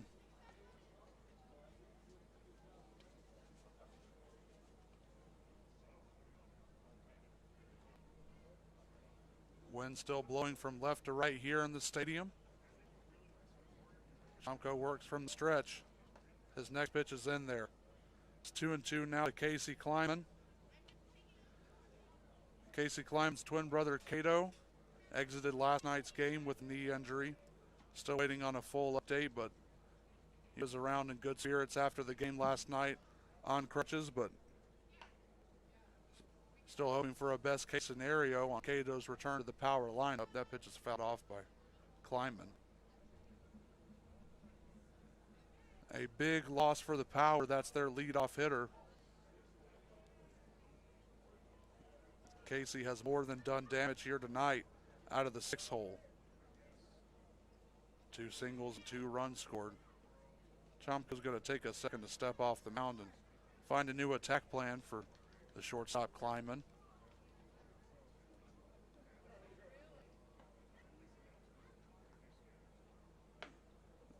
High fastball swung on and missed by Casey Kleinman. That's going to retire the side. So 3 strikeouts. Chomko gives up a hit, but Power is still going to go into the top of the 7th, leading the Saints 10-2.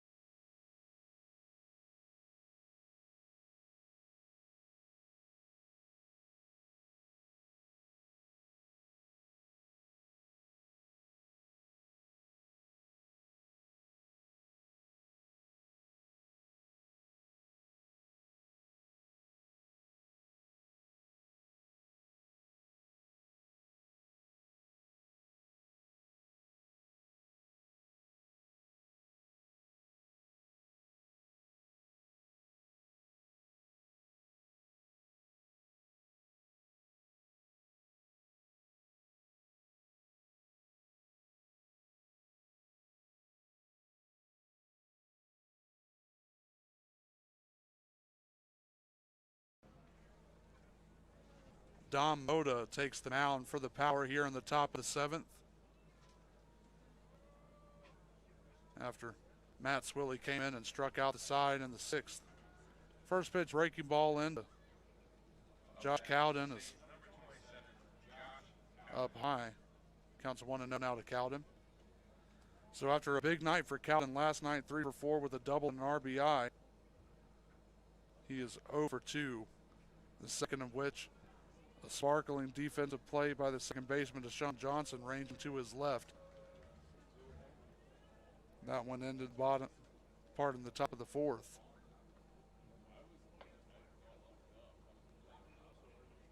Cowden facing the lefty in the left-hand batter's box. Another one sails high. It's 2-0.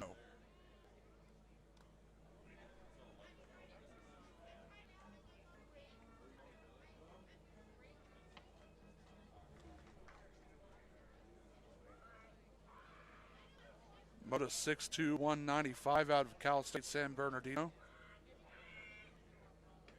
2-0 pitch, right side tight. 3-0 now to Cowden.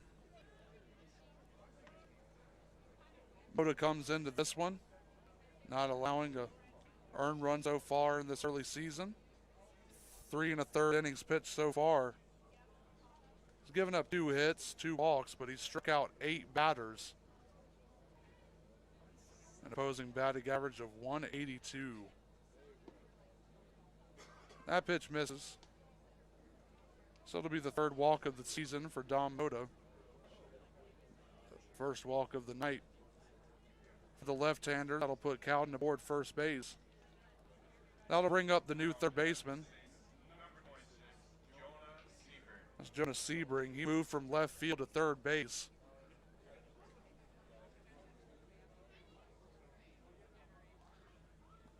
Some defensive woes at third base. They started Devin Dixon there. He allowed 2 ground balls to get past him. They moved Jonas Sebring over to alleviate those woes, and then he also committed an error. That's a bunt, a perfect one down the third baseline until it goes foul just in front of the third base bag. That would have been a beauty, but some leftward top spin is going to bring Josh Cowden back to first base. Otherwise, that would have been a base hit.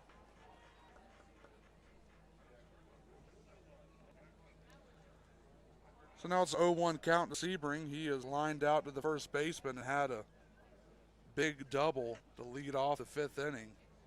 Came in to score on that. That scored the second run of the game for the Saints. Stolen bag mixed in there as well. Next pitch for Moda misses. It's 1-1.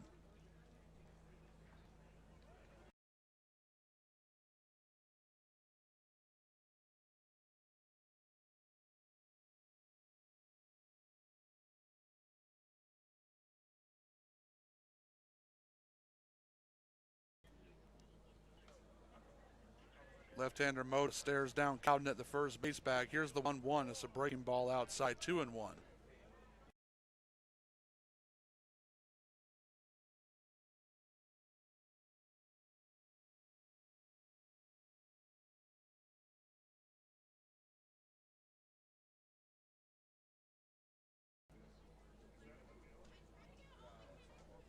Cowden leads off at first base. He was walked by Dom Moda. Now Moda is facing Jonas Sebring. Here's the 2-1 pitch. Swung on, missed. A big hack.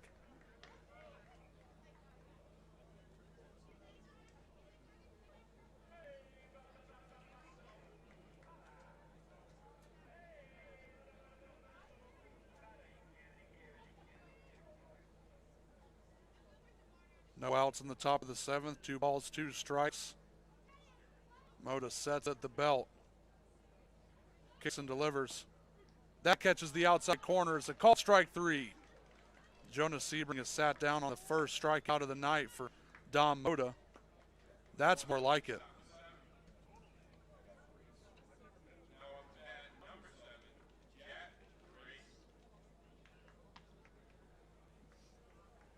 Jack Grace is in. He's the new left fielder.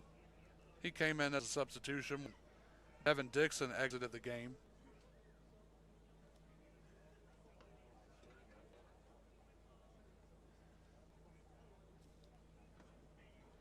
First pitch swung on and missed by Grace, 0-1.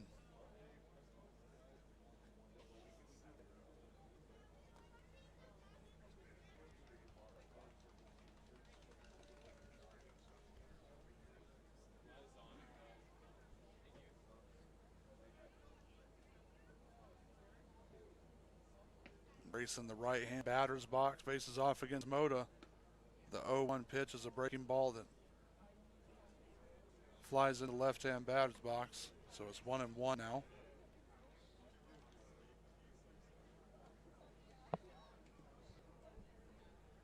Again, an update for the basketball fans out there. If you haven't heard already, the big three or the big two that got to play tonight for the Brooklyn Nets have been sent packing by the Milwaukee Bucks. They advanced to the Eastern Conference Finals.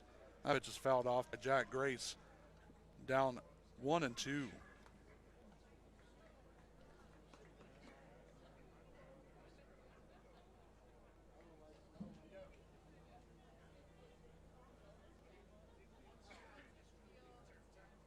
A Georgia boy myself, I would give you an update about the Hawks, but I think there's some things that are better left unsaid. We'll see how Game 7 ends up tomorrow night. Next pitch sails high, throw second, runner took off. That is a beautiful throw and an even better tag by Casey Kleiman to knock down Josh Cowden attempting to steal second. That throw rode over to the second base side of the bag. Casey Kleiman was able to handle it and immediately throw down the tag on Josh Cowden for the second out of the inning. A beautiful, beautiful delivery.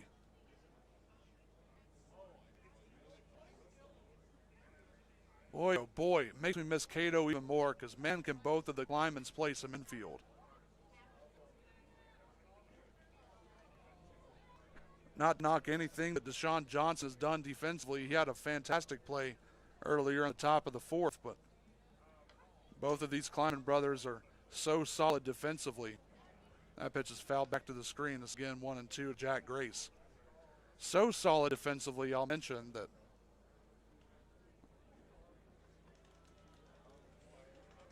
Cato so good on defense, and obviously Casey pretty good himself. They're identical twins. Cato was selected to do a series of defensive skills videos with Omar Vizquel, Hall of Fame shortstop. That's a called strike three. Fastball on the outside corner freezes Jack Grace. So that'll end up being a 1-2-3 inning for Dom Moda, more like what we've seen from him earlier this season. So 2 strikeouts looking. We go to the bottom of the 7th. The Power now leading and have been leading the Arroyo Seco Saints 10-2.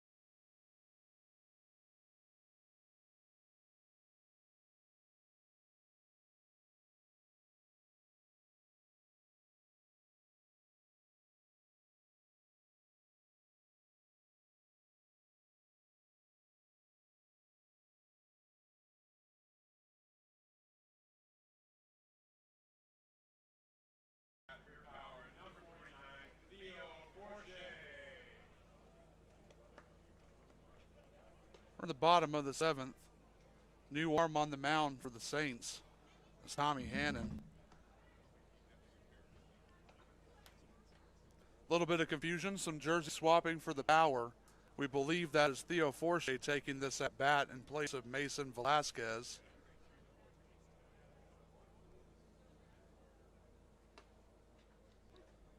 That pitch is in there for a called strike.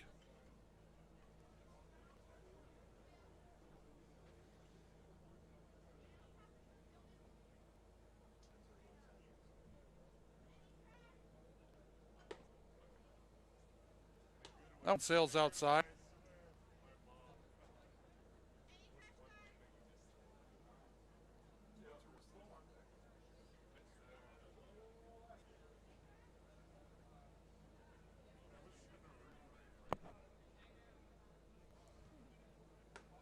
Good breaking ball catches the outside corner. It's 1-2 now to, once again, who we believe is Theo Forche. Rocking a different number, the number worn by Drew Clavena last night. He started on the mound for the Power. Now being worn by a new left-handed batter. That's going to freeze Forche at the plate. So it'll be a strikeout looking to open the bottom of the 7th.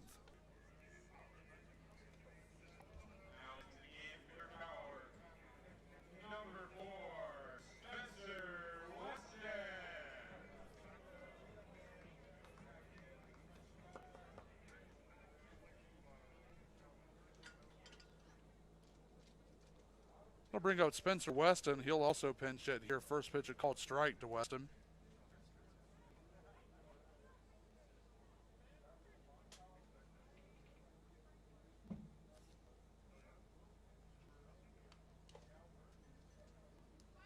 That pitch is fouled off.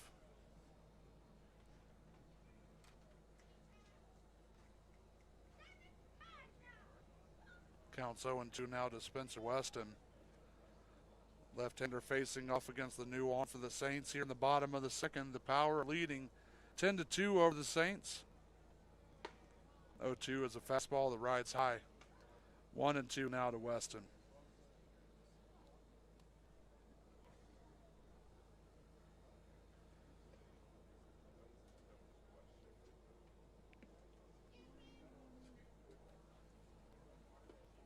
Ball's in the dirt, 2-2. Looks like they're going to ride with Jake Biscaluse at the plate for the rest of the game. He's in the on-deck circle. He's followed by Josh Hernandez, the scheduled leadoff hitter and our right fielder. Up 8 runs, going to go ahead and get some more guys some at-bats here in this game. That ball's in the dirt, and Weston works it to a full count.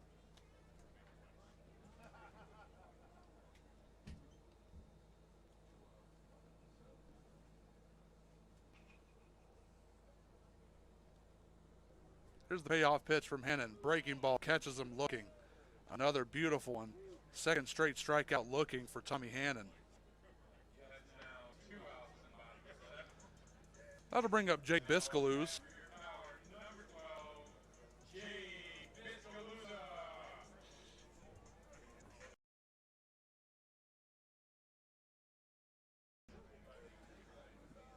Jake Biscaluse hangs in there. He has walked twice and scored twice.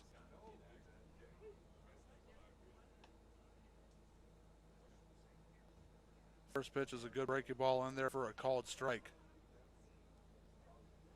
Biscaluse came in as a substitution back in the 3rd inning, replacing Torrin Diffie at the catcher's spot and batting 9th.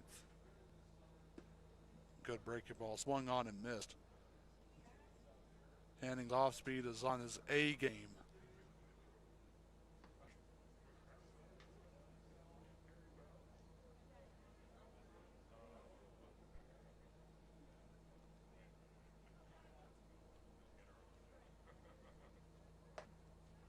Pitch from Hannon, swung on and missed. So Hannon's going to come in and strike out the side. A good inning of work for Tommy Hannon, but the Saints are still down by 8 runs. We go to the top of the 8th. The Power still leading the Saints 10-2.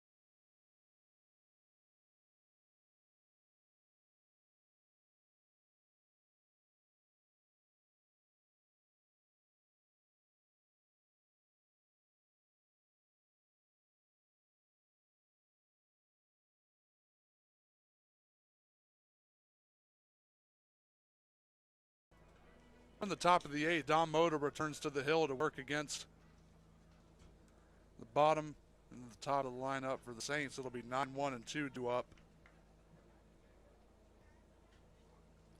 Power still leading the Saints 10-2 here. We thank you for tuning in to the broadcast tonight. Again, Sam Walters on the call.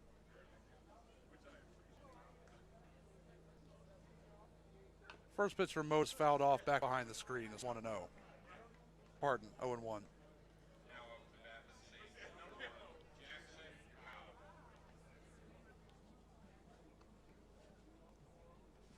Jackson Cobb is the new batter, by the way. Pinch hitting for Justin Torres. Breaking ball in there. It's a beauty. 0-2 now. So Cobb comes in and takes the at-bat for Justin Torres. He had the solo home run that scored the first run of the game, and broke the scoreless tie. That pitch is swung on and missed, so Jackson Cobb is quickly retired. That's the third strikeout for Don Moda, the first one he's got to swing at the third strike.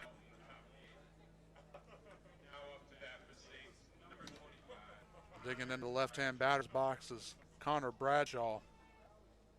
He had an RBI sac fly his last time up.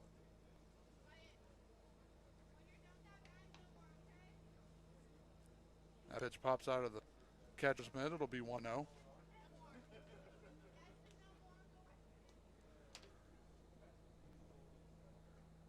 Looking ahead on the schedule for the Power, after finishing up this series, they have a whole lot more home games, that's for sure. Playing their full season this year at home. Here in Palm Springs Stadium, we'll have every broadcast for you right here on YouTube. Another ball, 2-0 now to Connor Bradshaw.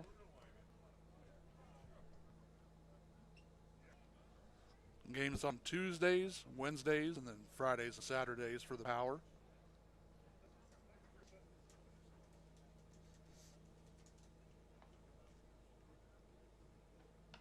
2-0 Scott back behind the plate and out of play. 2-1 now to Connor Bradshaw.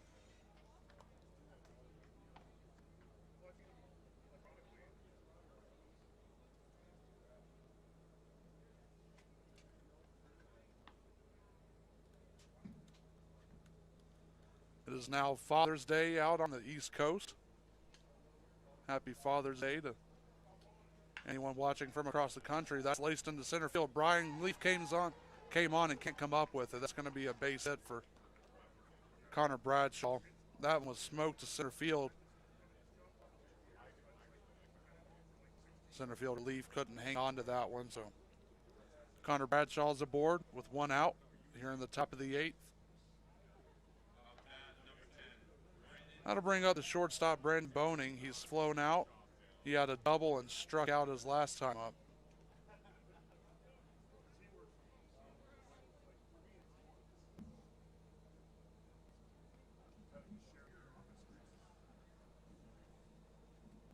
Moda stares down the runner at first. That's Bradshaw. The lefty kicks and delivers to Boning. First pitch strike.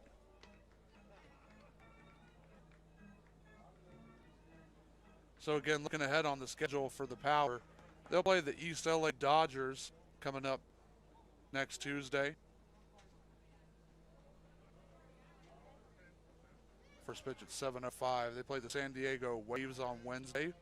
Both of those teams coming into Palm Springs Stadium. Next pitch from Moda is a little bit high, 1-1. After that, they'll have a weekend series against the Orange County Pirates and then the Inland Valley Pirates.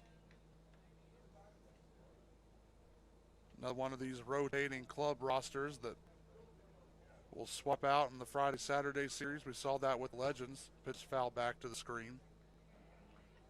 And it's 1-2 to Brandon Boning. We hope you can make it out to the ballpark one of those days. We hate that you had to miss Pride Night here at Palm Springs Stadium. Crowd sticking with us here into the night. The wind has died down. Mister's still on, cooling everyone off. It's around 100 degrees hill right now. Runner takes off, pitches foul back to the screen again. So Bradshaw will have to retreat back to first base. I don't think he knows quite yet that was a foul ball. Now he'll take it back to first. I can speak from experience, not the fleetest of foot myself, so anytime you're taking off on the bags, it's all or nothing. No focus on anything else except the bag in front of you. It's a hard 90, as they say. And if you're built like me, it's the hardest 90 it could possibly be. Another 1-2 pitch to Brandon Boning. Here it is. That one smacked to center. Actually, Casey Kleiman's going to make that grab. I thought that he wasn't going to be able to get there in time, but he cuts it off. That's going to be a line out to the shortstop. That retires Brandon Boning. Connor Bradshaw will hold up at first. So 2 outs here in the top of the 8th.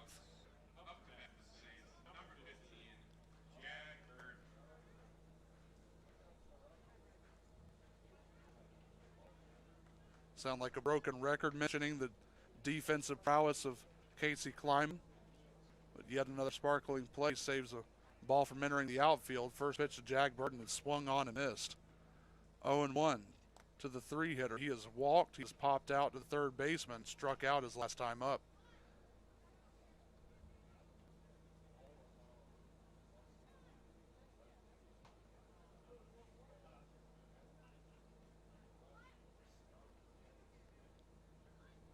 Lefty versus lefty. The next pitch is another good called strike. That's 0-2 to Jack Burden now. Power still leading the Saints 10-2 here in the top of the 8th. 2 strikes, 2 outs on the Saints. Jack Burden at the plate, lefty on lefty. Connor Bradshaw's at first. He reached on a single. The kick and the pitch from Moda. Swung on and missed. The 4th strikeout of the night in 2 innings for Dom Moda. That'll retire the side for the Saints. We head to the bottom of the 8th. The Power still hanging on to a 10-2 lead over the Saints.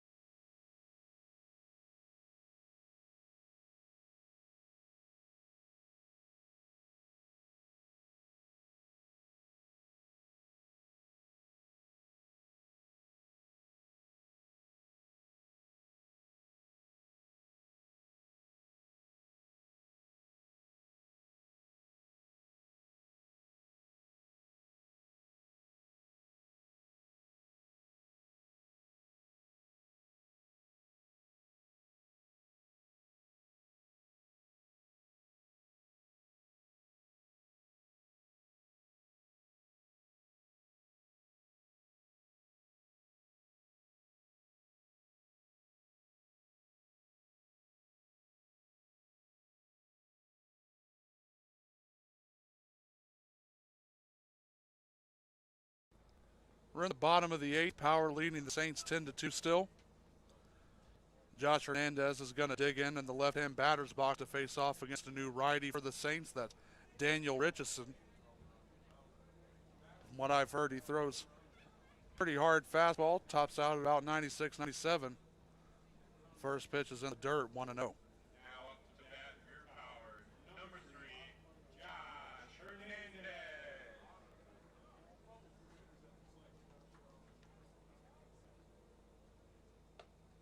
The fastball misses the zone. 2-0 now to Hernandez. Josh has singled twice, has an RBI sac fly. So struck out once back in the first. Better as the night went on. Another pitch in the dirt. 3-0 now to Hernandez.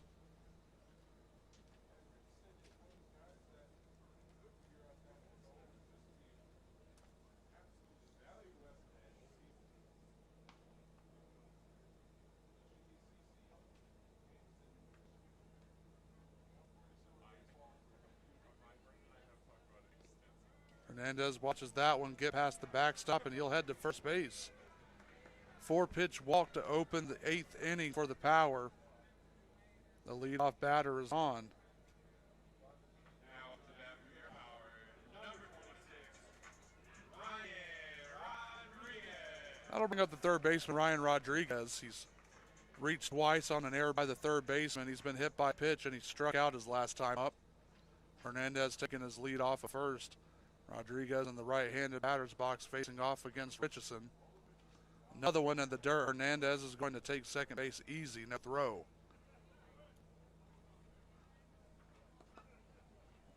We've seen the damage done by wild pitches here tonight. 7 runs scored in the bottom of the 4th for the Power. 6 wild pitches in that inning. We've seen 5 straight miss the zone from Daniel Richardson to open the bottom of the 8th. A 4-pitch walk to Josh Hernandez, and then another one wild pitch that gets past the backstop here against Ryan Rodriguez.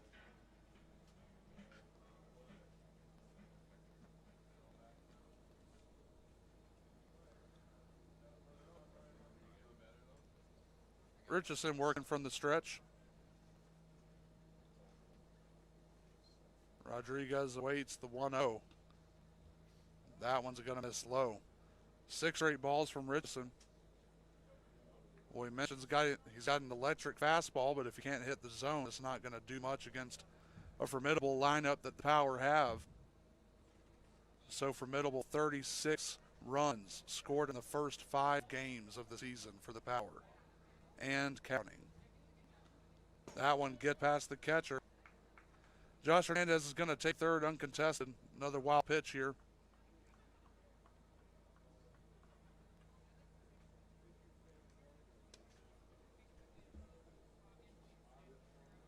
Well, Josh Hernandez saw one skitter past the shoelaces on a 3-0. We'll see if Ryan Rodriguez has the green light here.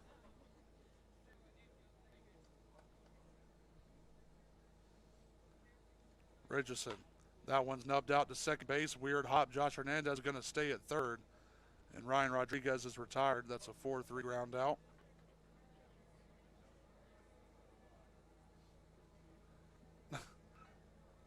Looks like Casey Dill, the manager for the Power, was confused why Josh Hernandez didn't take off and go home on that ground out by Ryan Rodriguez. He just kind of shrugs his shoulders at first base coach Sam DiMatteo, and they'll move on.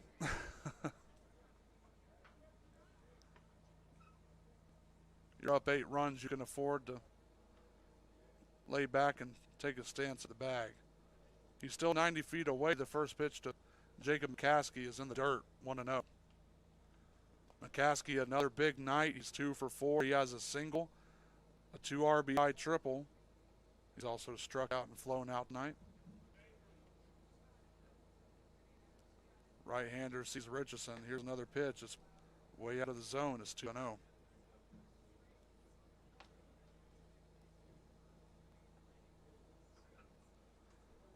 Nine balls and 1 strike thrown by Daniel Richardson here in the bottom of the 8th. That 1 strike coming on a 3-0 pitch that was grounded out to the second baseman. There's a swinging strike. So now it's 2-1 to McCaskey. McCaskey earning more and more playing time as we go through the Power season. He entered into the summer as a full-time PSCL player, but the big bat that he's shown already has earned him a spot batting third for the Power. That one swung on and missed. 2-2 now to him. McCaskey starting tonight at first base. He is listed as a shortstop, but is definitely mobile enough to man the deep spot out there. Very technically sound. We've seen him make some good plays here tonight. Breaking ball is going to ring McCaskey up.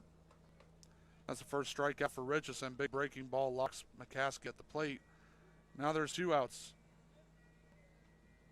Now up to bat for your power. Number 29, Spencer Dickinson.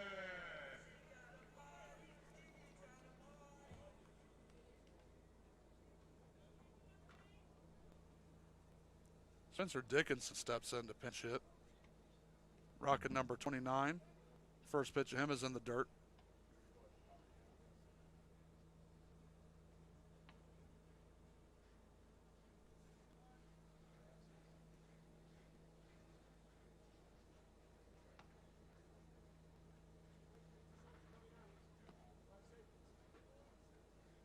Another one in the dirt to Dickinson.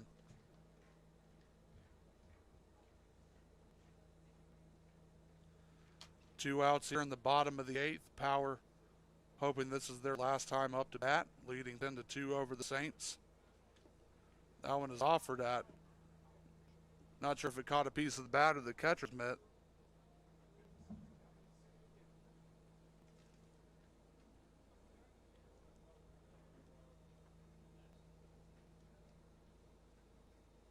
That's 2 balls that have gotten past the backstop now, and Josh Hernandez is making home at third base. Doesn't want to leave.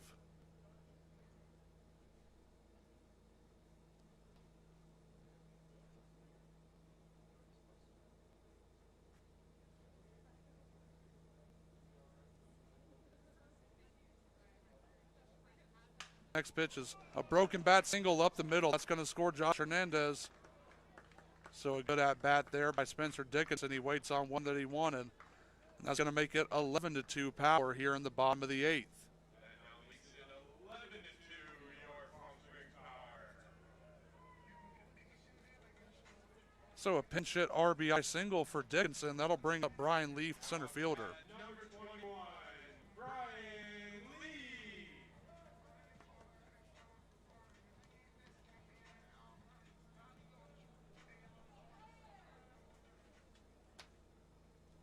Brian Leaf has been retired on a fielder's choice, reached on a hit by pitch, stole a base and scored. He struck out looking and he's singled, stolen a bag. First pitch to him is outside, 1-0.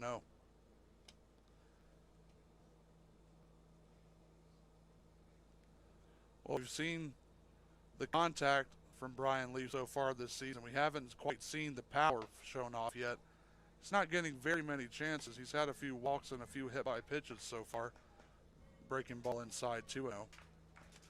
Brian Leaf had 29 homers this year. That was tied for first in NAIA ball with the University of the Cumberlands. 6 more than any Division I player had in the regular season in Division I baseball. That one swung on and missed. 2-1 to Leaf. So we're still waiting on the extra base hits to pile in. Still waiting on the big pop in that bat to show up here. But we know that Leaf is very capable. He was the 2019 PSCL MVP. That pitch is in the dirt, 3-1. He's got a runner at first here with 2 outs in the bottom of the 8th.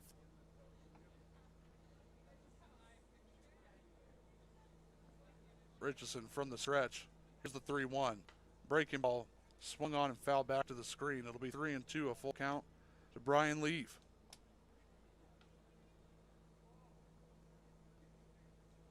So if this game hangs on, the Power should go on to win after the top half of the 9th. They'll improve to 5-0. Another stellar start. A lot of offense being shown. 2019, they started off the season by winning 36 straight games. Guess who spoiled that winning streak in 37th? That's right, it was the Arroyo Seco Saints. That pitch is fouled off, skied back and out of play. We'll do the 3-2 again.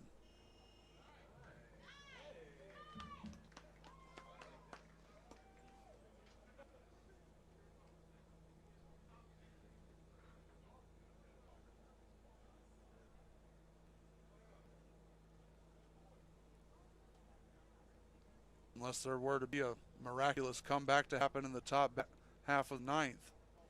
There will be no spoiler being played by the Saints tonight. They are down by 9 runs here. Another one. Spoke back and out of play by Brian Leaf. A good at bat here. Power leading 11-2.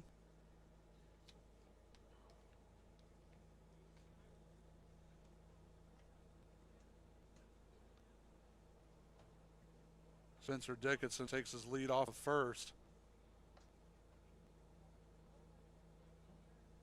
Here's another payoff pitch.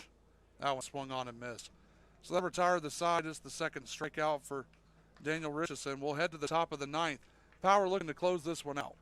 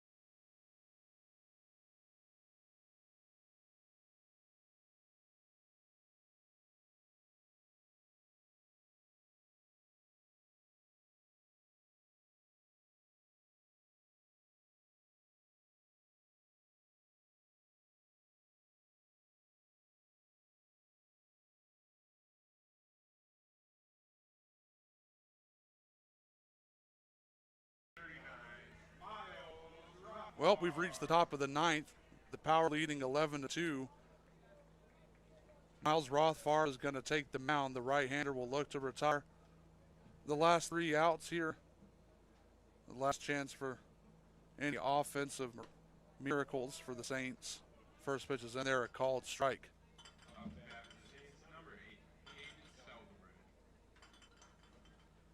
He'll be working against Hayden Seldenbridge, the catcher.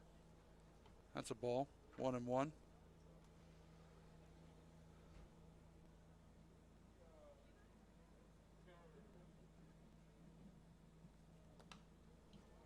Foul back to the screen, 1-2 now on Seldenbridge. The catcher struck out his last time up, his first at bat after coming in as a defensive substitution for John Bo Willis at the backstop. Breaking ball from Rothfarb, just Seldenbridge just sat down swinging. Big looper of a curveball. 1 out now on the top of the ninth. It'll be the first baseman, Tanner Lindsley. He pinch hit and then entered the game at first base for Jake Murray.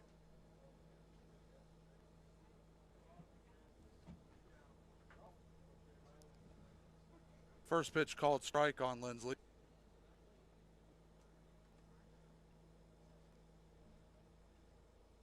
He was the third of 3 strikeout victims to Matt Swilly back in the 6th inning. That pitch is down low. 1 ball, 1 strike.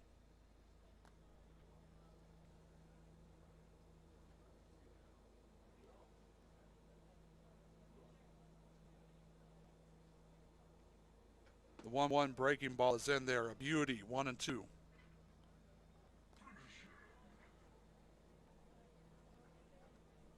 Rothbard working quickly. He's back on the rubber. Lindsley obliges, and here's the 1-2 pitch. Fastball way outside. Tried to get him to chase. Nothing wrong with that. 2-2 now to Lindsley.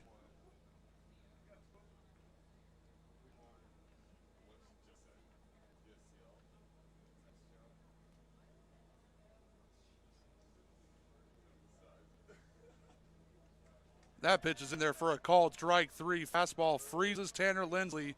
Second strikeout of the inning for Miles Rothbard. And now we are 1 out away from another power victory. Standing in the way is the DH Josh Cowden. A quiet night. He's walked. And he's 0 for 2 outside of that with a ground out and pop out.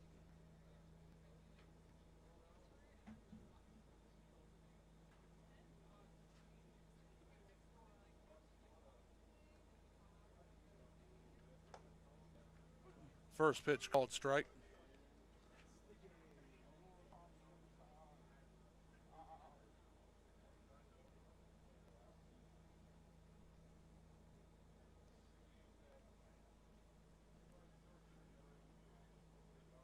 Cowden steps back in. Here's the pitch from Rothbard. Big breaking ball does not catch the zone that time. It's 1-1.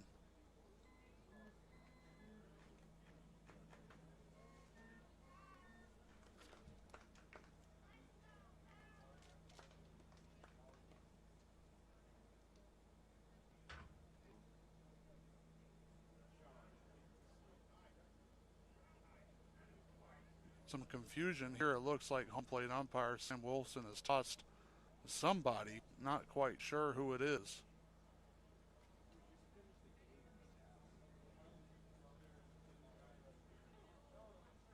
Looks like he tossed Cowden. I guess Cowden made a remark about one of the calls at the plate. His head coach is going to come out there to defend him, but in the middle of the at-bat, we'll have a new batter up for Josh Cowden.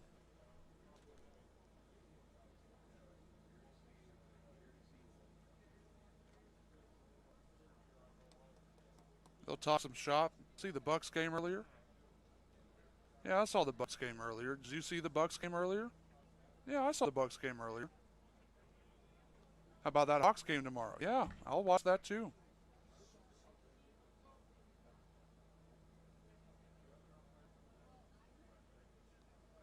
Well, 2 outs here in the top of the ninth. We are in a delay. Josh Cowden was thrown out for arguing with the home plate umpire. Said something under his breath that made Wolfson mad. Mike Evans, the field umpire, will come in and listen in on the conversation.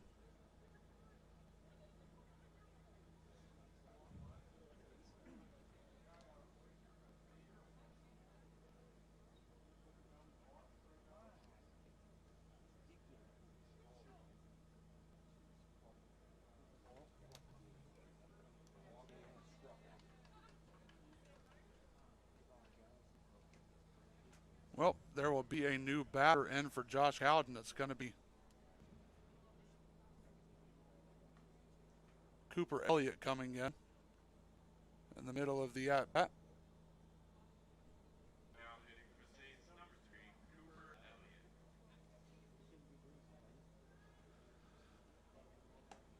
So now that's the 2-1 pitch to Elliott. Excuse me, that is now 2-1 to Elliott after that pitch.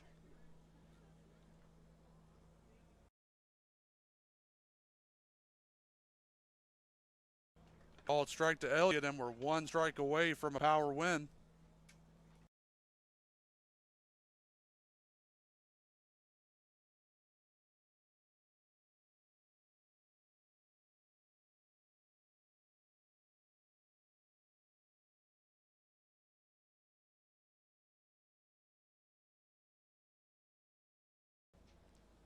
Here's the 2-strike pitch. Doesn't swing at it.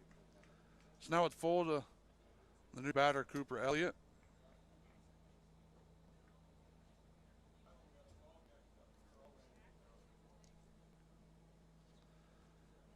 Rothbard sets. Here's the 3-2.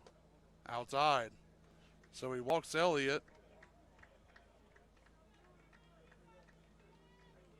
After striking out 2 straight batters to open the top of the 9th, he'll go 1 batter more. Now up to bat for the Saints, number 26,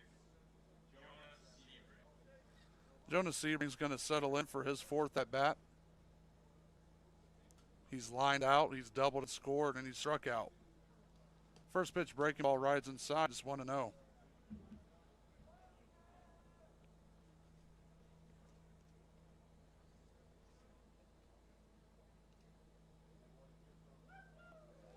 That pitch is big hack and a miss from Sebring. 1-1 now.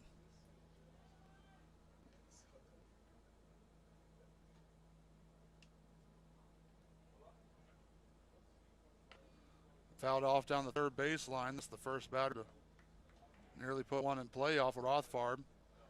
So now it's a 1-2 count. We'll do this again.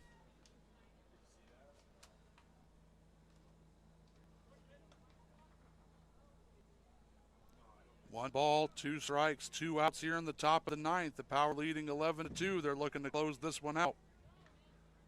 Rothfarb sets at the belt, kicks and delivers. Swung on and missed. And that's your ball game, folks. 3 strikeouts in that inning of work for Miles Rothfarb, and that'll end it. The Power win over the Arroyo Seco Saints, 11-2.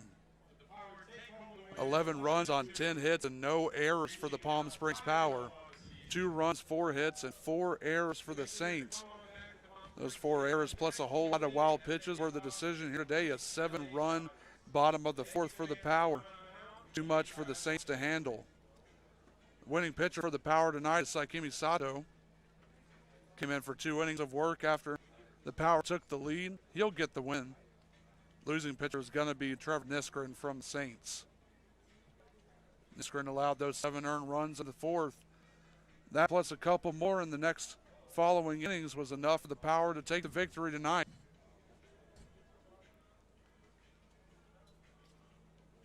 Yet another big night for Jacob Kasky. He was 2 for 5 with a 2 RBI triple. But that bottom of the 4th, just insurmountable for the Saints. So the Power will move to 5-0 on the season. 2nd straight loss for the Saints to the Power. The Power are going to move on to face the East LA Dodgers on Tuesday. We hope you can make it out to Palm Springs Stadium for that one. It starts at 7:05. Gates open at 6:05, 1 hour before first pitch.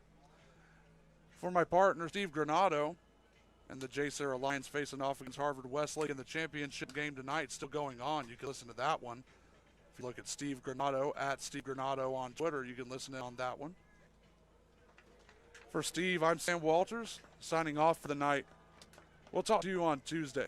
Come back and see us tomorrow for some PSCL baseball. Have a good night, everyone.